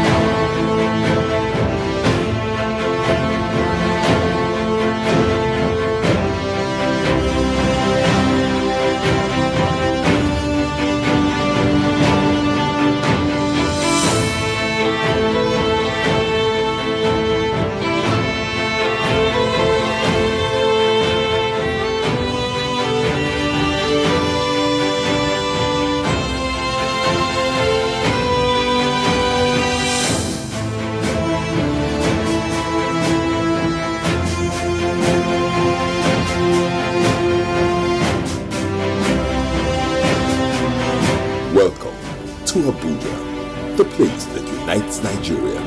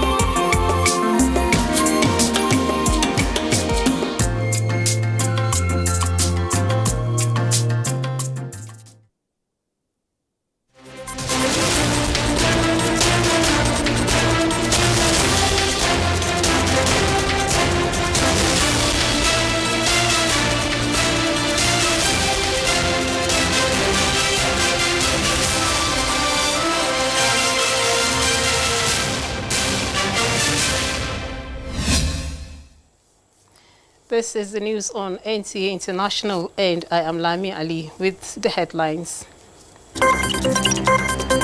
Supreme Court annuls conviction of former governor of Abia State, Orji Uzokalu.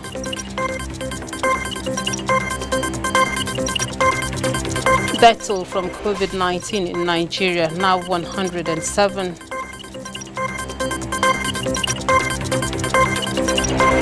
Nigeria celebrates World Red Cross Day with emphasis on frontline workers.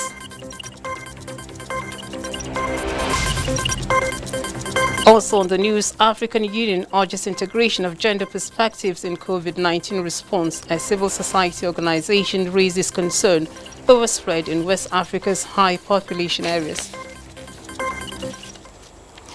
Many thanks for joining us. Nigeria has recorded 107 deaths from coronavirus in 34 states and the Federal Capital Territory as United Nations calls for end to hate speech and anti-foreign sentiments amid coronavirus pandemic.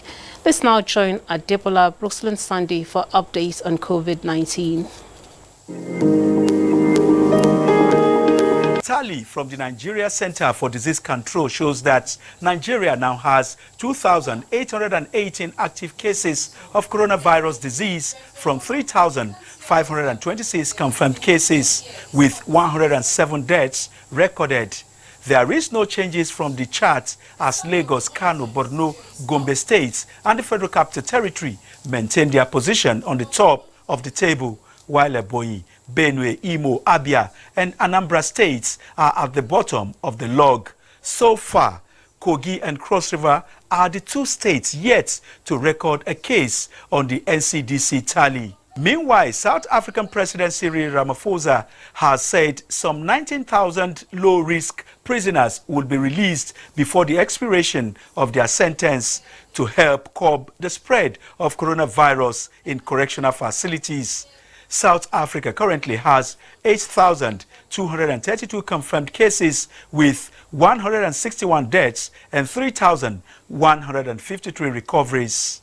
United Nations Secretary General Antonio Guterres has called for an all-out effort to end the tsunami of hate and xenophobia sparked by the novel coronavirus pandemic, without naming specific countries. In a statement, the UN chief said anti-foreigner sentiments, conspiracy theories have surged online and on the streets. Globally, 3,954,826 persons have been infected with COVID-19, 271,995 deaths, and 1,361,994 recoveries as at 6:40 p.m. Nigerian time on the Johns Hopkins University Coronavirus Disease Dashboard. I am Adebola Brookslyn Sunday. Thanks for your time.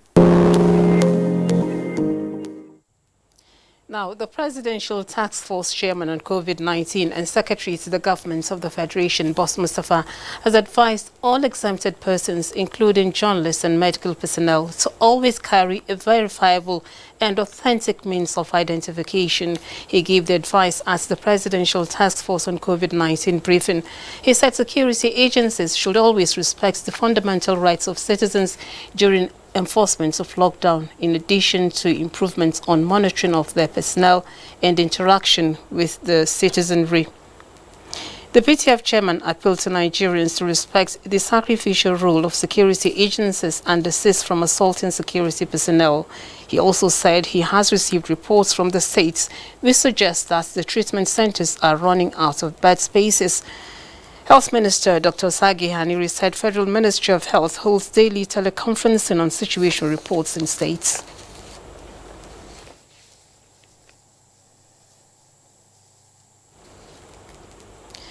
And about 300 Nigerians who were stranded due to the global lockdown caused by the coronavirus pandemic have arrived the country via British Airways.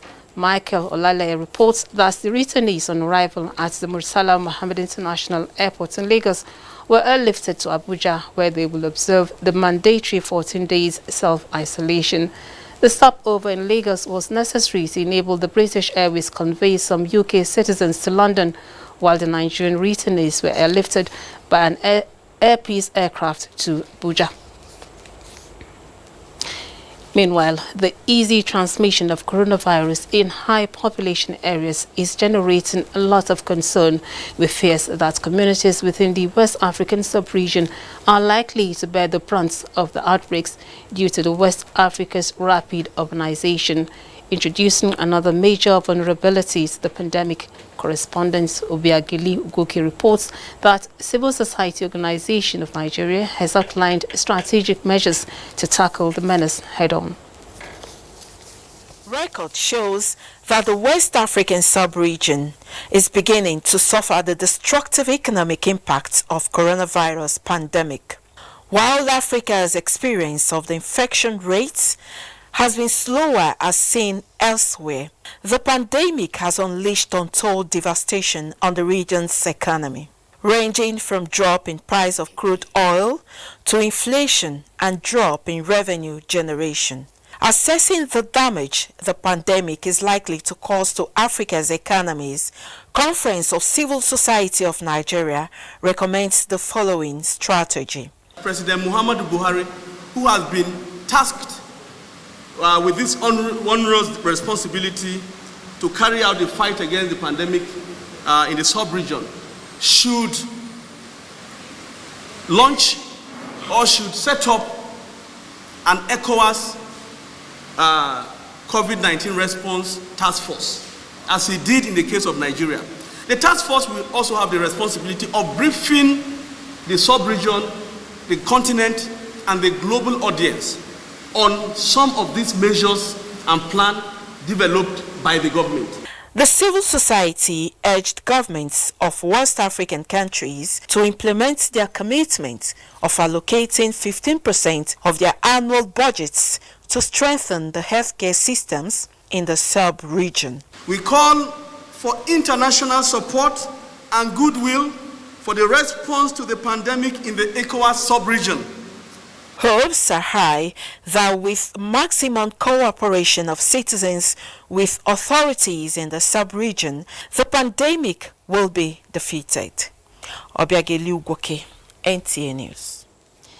In the meantime, the African Union is intensifying efforts towards strengthening integration of gender perspectives by member states in their response to the COVID-19 outbreak.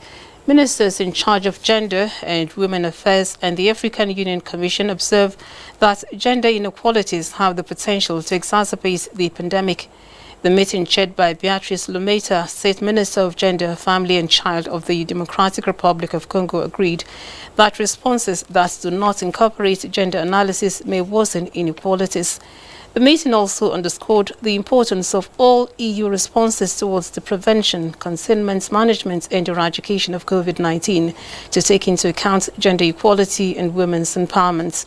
The EU Commission said guidelines for gender-responsive interventions to COVID-19 in Africa will complement the existing African Union responses under the coordination and leadership of the Africa Centers for Disease Prevention and Control.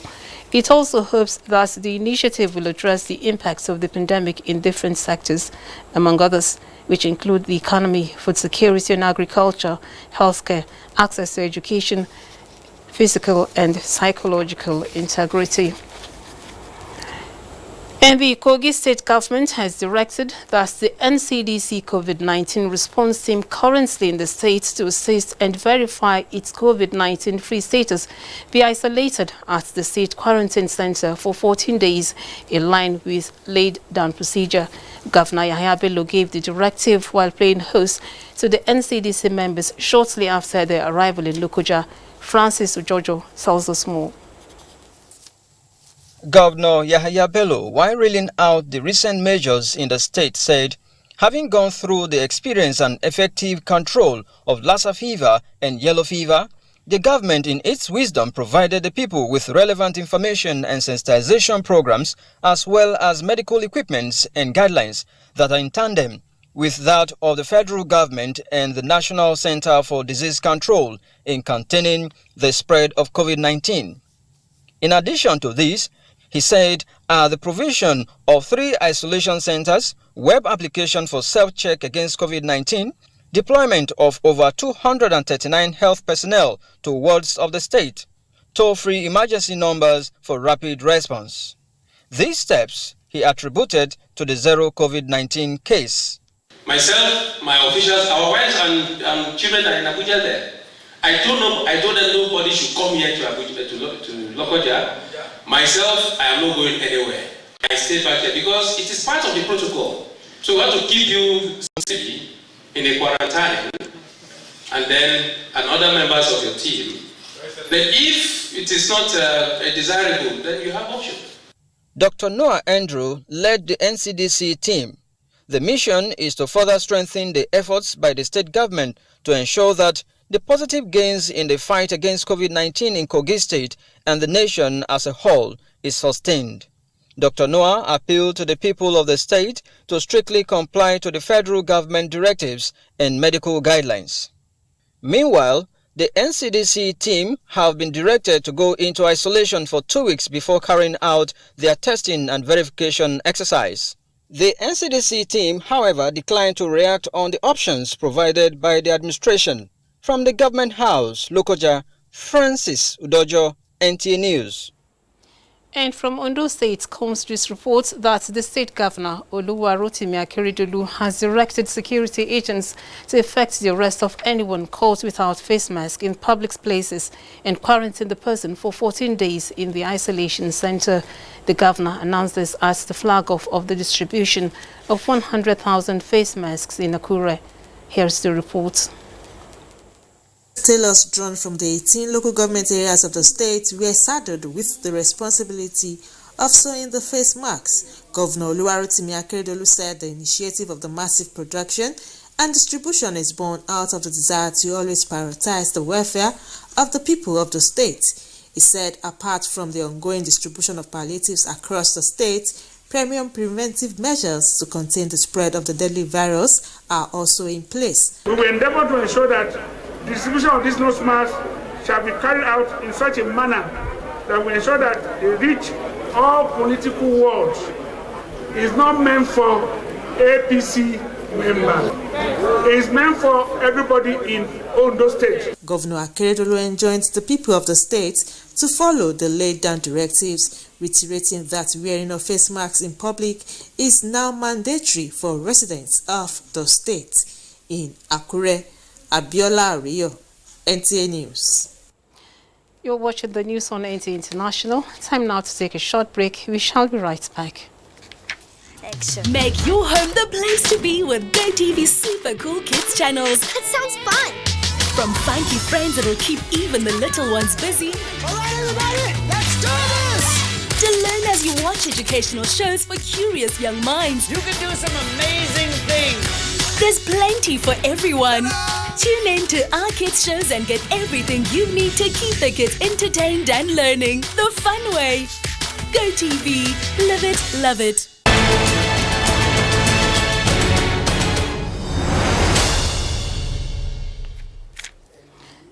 Many thanks for staying tuned. And as the Presidential Task Force on COVID-19 continues to roll out measures on how to contain the spread of the pandemic in the country and manage its health and economic implications, President Muhammadu Buhari has commended public-spirited Nigerians and organizations for their financial and material support, citing the provision of isolation treatments and laboratory centers facilitated by individuals and companies such as Alhaji Aliko Dangote, Alhaji Abdul Samad Rabiu, Guarantee Trust Bank, and This Day newspapers and partners, among others, in several states and federal capital territory.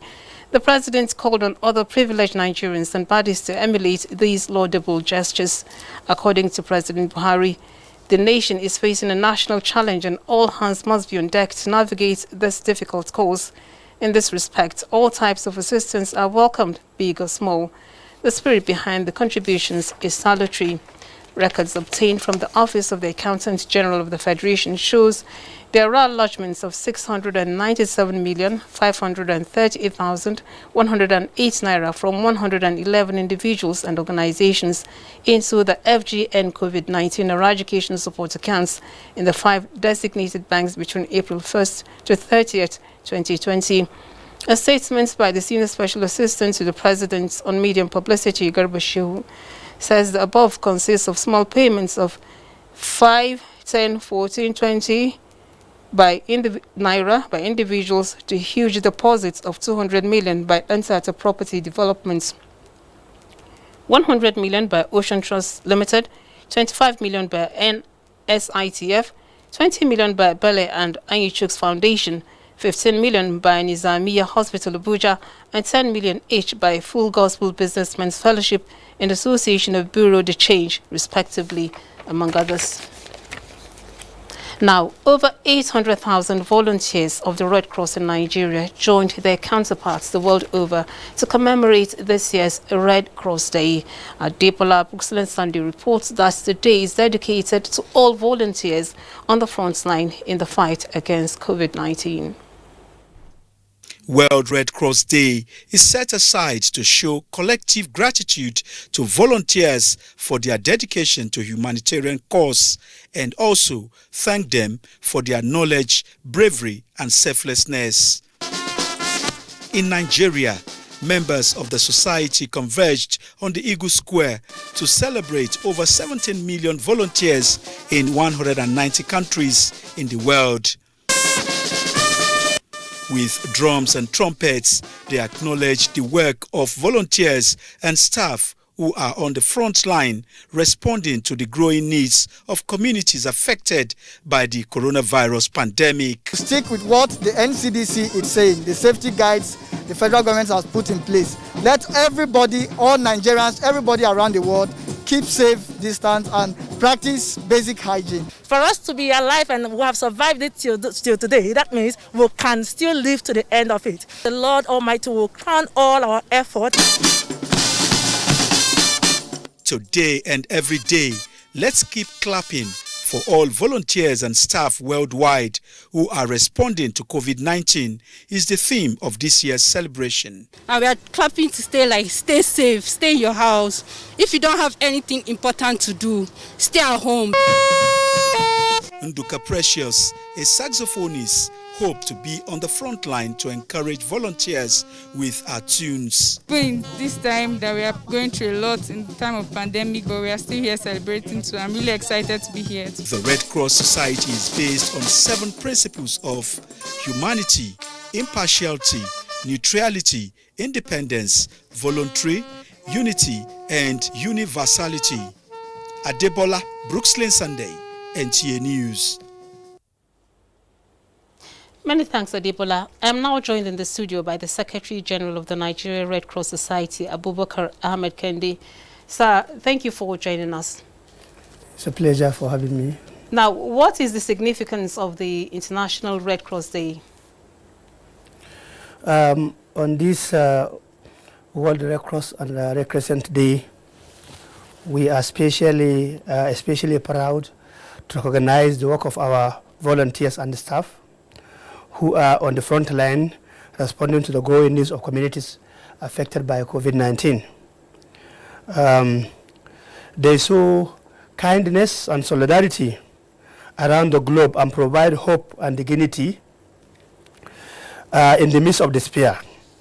The incredible spirit of our volunteers all over the world during this crisis is not only a cause of admiration, but also a source of inspiration for others to get involved too.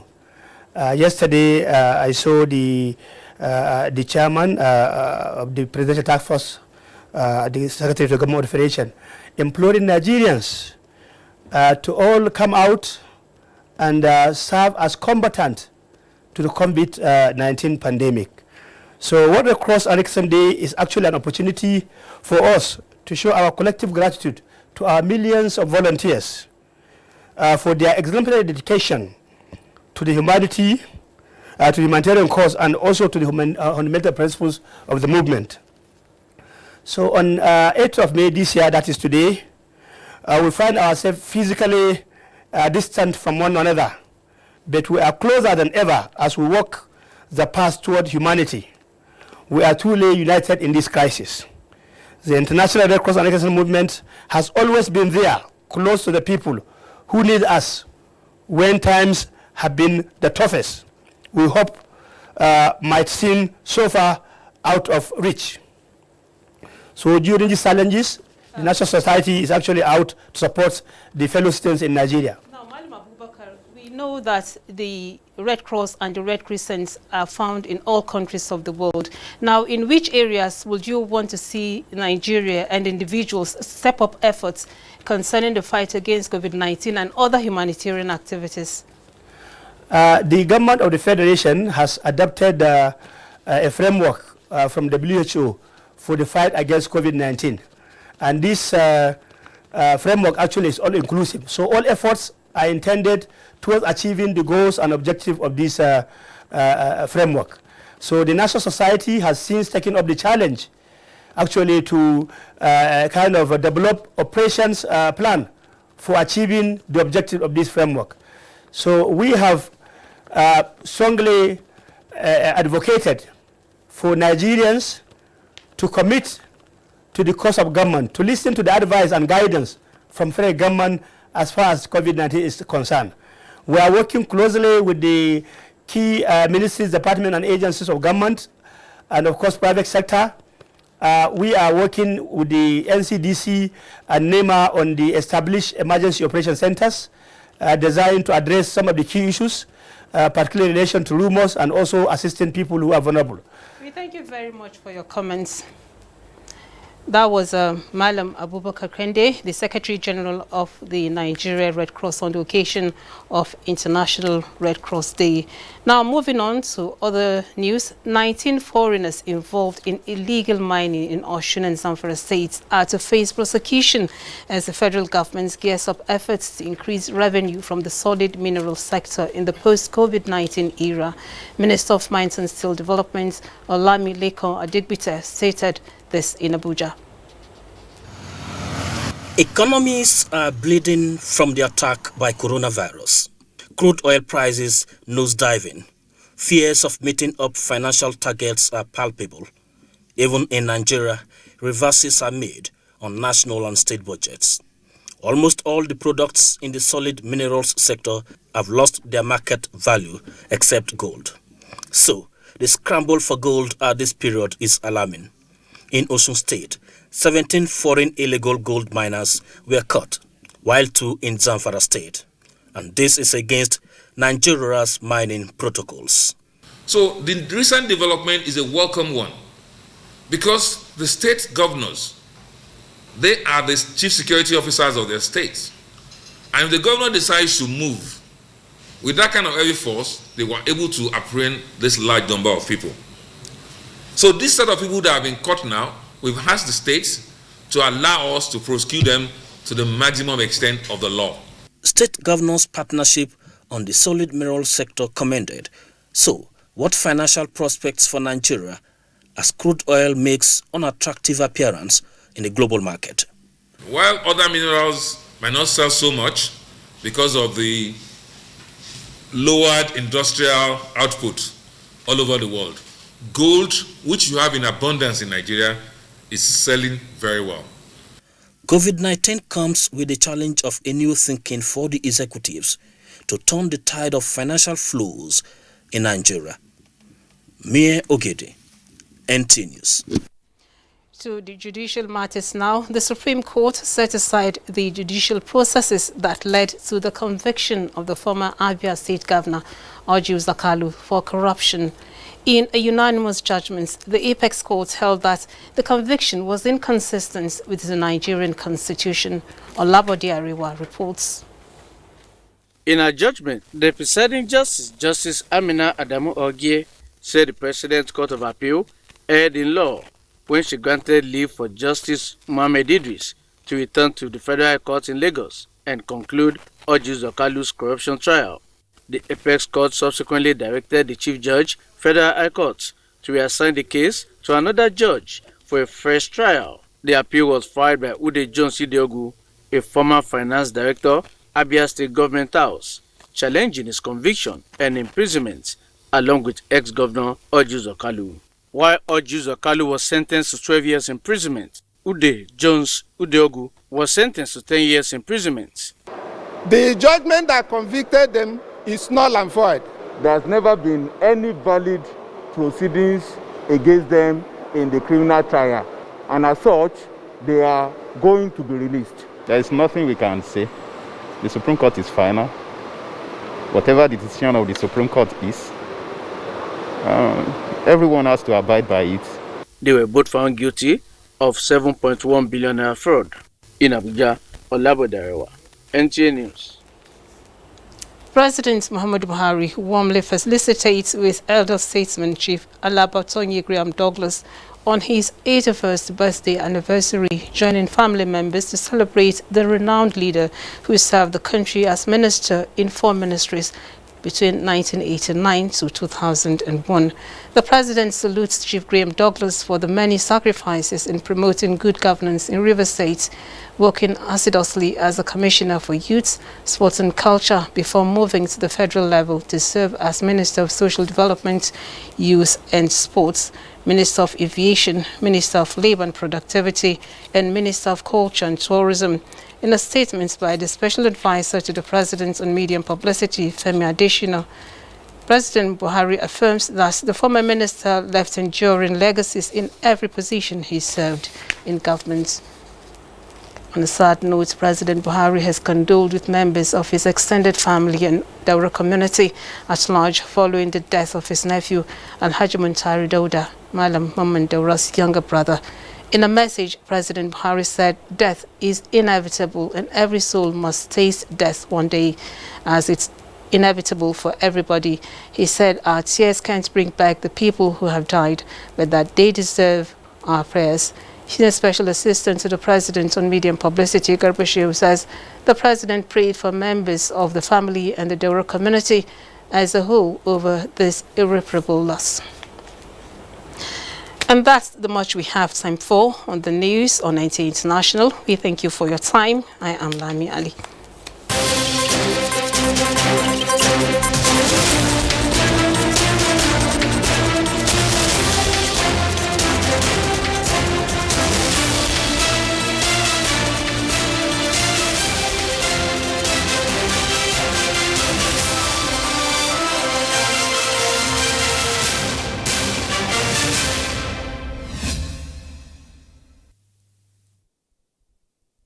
Days a week, you can watch NTA International live on your TV, computer, iPad, tablet and phone.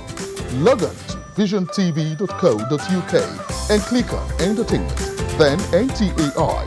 You can also download the iOS or Android app on your mobile devices to watch NTA International on the go, anywhere in the world.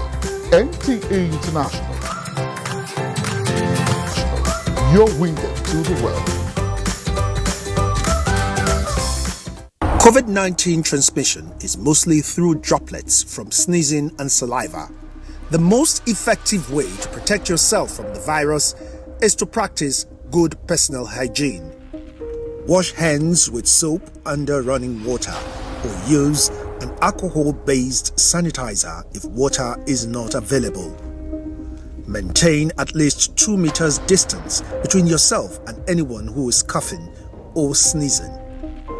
Cover your mouth and nose with your elbow or tissue when you cough or sneeze.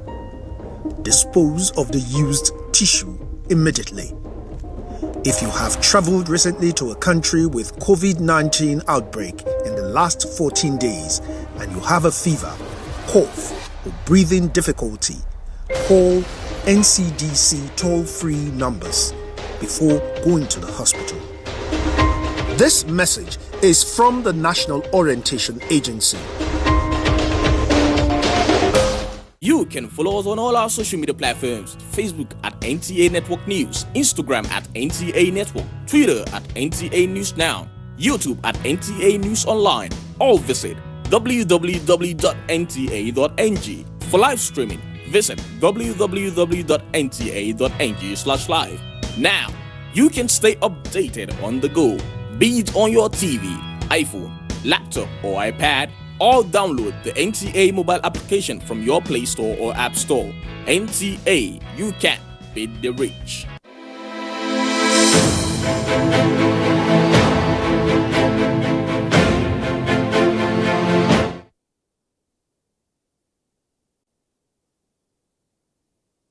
Humanitarian support is the work of the Red Cross. The 8th of May every year is observed as International Red Cross Day. And each day people still rely on the Red Cross to help prevent and alleviate their sufferings.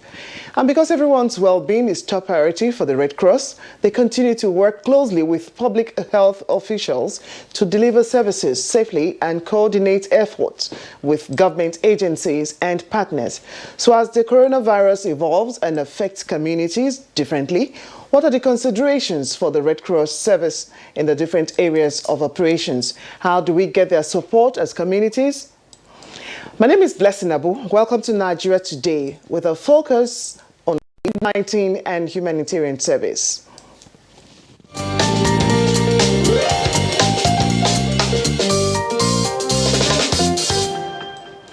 As with me in the studio, as we try to talk on COVID-19 and humanitarian service, I would like to welcome to Nigeria Today, Barrister Boniface Bassi is a Finance and Resource Mobilization Advisor for the Nigerian Red Cross Society, FCT branch. Welcome to the program. Good evening and thanks for having me. Joining him on set is his colleague, that's Avese Emmanuel Udibo, who is the admin and database officer with the Nigerian Red Cross Society as well, FCT branch. Welcome to the program. Thank you for having me. Happy celebration, or do we say we're just marking this because it's actually a different time, showing different situation, talking about the coronavirus pandemic affecting this year. So, but how so? Let's start with Barrister. Yeah, Red Cross has always been at the forefront of every situation such as we are in now, the corona pandemic. Remember when we had disaster, the flood disaster, the Red Cross was at the forefront. When we had buildings collapsing and all that, we've always been there. So this cannot be different from all that such situations. Like as we speak, we have our volunteers at the Eagle Square right now waiting for emergency mobilization to carry out what they are used to doing and what they are used to doing all the time to help out the public health practitioners in situations such as this. Okay, let's get a versus view. For you, you're used to this, but then what has changed with the coming of the coronavirus pandemic as you mark this year? Yes, Red Cross as a humanitarian organization, nothing has changed more than to add to what has already been existing. Our volunteers, which we have over 1 million in Nigeria, covered across all the 36 states, including the FCT. Our volunteers have been mobilized during this pandemic to send out informations and sensitization materials and all that through communities. We go deep down to the last most vulnerable people in the communities. So what is the essential message this time around? Because I know from time to time, yes, you're there to support humanitarian service. What is the central message that COVID-19 is giving for you to take to the people? Our central message and basic message is for all Nigerians to stay safe and obey all the guidelines set by the federal government and the NCDC to keep us safe from that. We have to break the chain of the spread, and we try as much as possible to pass this down to the make it simple for even those in the communities to understand the basic need for us to break that chain of spread even at the community levels. Okay, now let's get back to what you have to do in terms of support and bringing humanitarian service to the people. This involves close contact, but then with the pandemic we're saying no close contact. We have to give social distancing. How has that been helpful, or how is that catching on with the people? Barrister Bassi. Well, we don't have a choice over it. Some people have to bear the brunt. Just like the medical health practitioners are in the front line, the Red Cross too will just have to be on the front line, assisting the people to ensure that we get over this pandemic that we never anticipated anyway. It's something that are taking the world in entirety as a surprise. Nobody planned for it. It just broke out and we just have to find a way to resolve the issues. Red Cross had been doing its bit by mobilizing and ensuring that we, apart from being there to help people out when there are issues to be resolved, give first aids and all that, we are also there to inform people, carry out the message the federal government is asking us to carry out: social distancing, wearing our mask, and ensuring that we wash our hands as many times as possible, and where you cannot have water and soap, you use your sanitizers, which will come in handy. So all this we do to ensure that we keep humanity going. We cannot afford to die because there is an outbreak of COVID-19. So people adhering to that, what are you learning from the people's views, their own questions too? I'm sure they have questions for you, especially if you have to now meet those at the nooks and crannies of the country. Yes, for those in the city, you could, okay, babe, we have the benefit of the media, social and some other means. What are the questions they're asking? Well, you know, when we started with the lockdown, the fundamental problem was how people could feed, how they could make one or two things, because it was an emergency. And by the time the lockdown came, nobody prepared for it. So that was why the federal government had to give a partial window for people to try and breast up to the occasion to see how we can be at the middle, get people to do what they are supposed to do, and equally see how we can equally prevent spread. Okay. The fundamental question at the total lockdown was, how do we feed? For a single individual, no problem. But for a man who has a family to feed, without money, and we know that in Nigeria, basically, without any data, over 70% of us do day-to-day business. And if they don't go out, the drivers, the taxi drivers, name it, how do they feed? They cannot make money with which to feed their family. So locking them down without any preparation, and nobody did anything towards getting to them. On our own part, a lot of people supported us. We had to support the vulnerable in the societies, the orphans, the less privileged, the artisans in the society, to ensure that we were able to feed some of them as far into the villages around the FCT, such as Gwagwa, Jiwa, Dobi,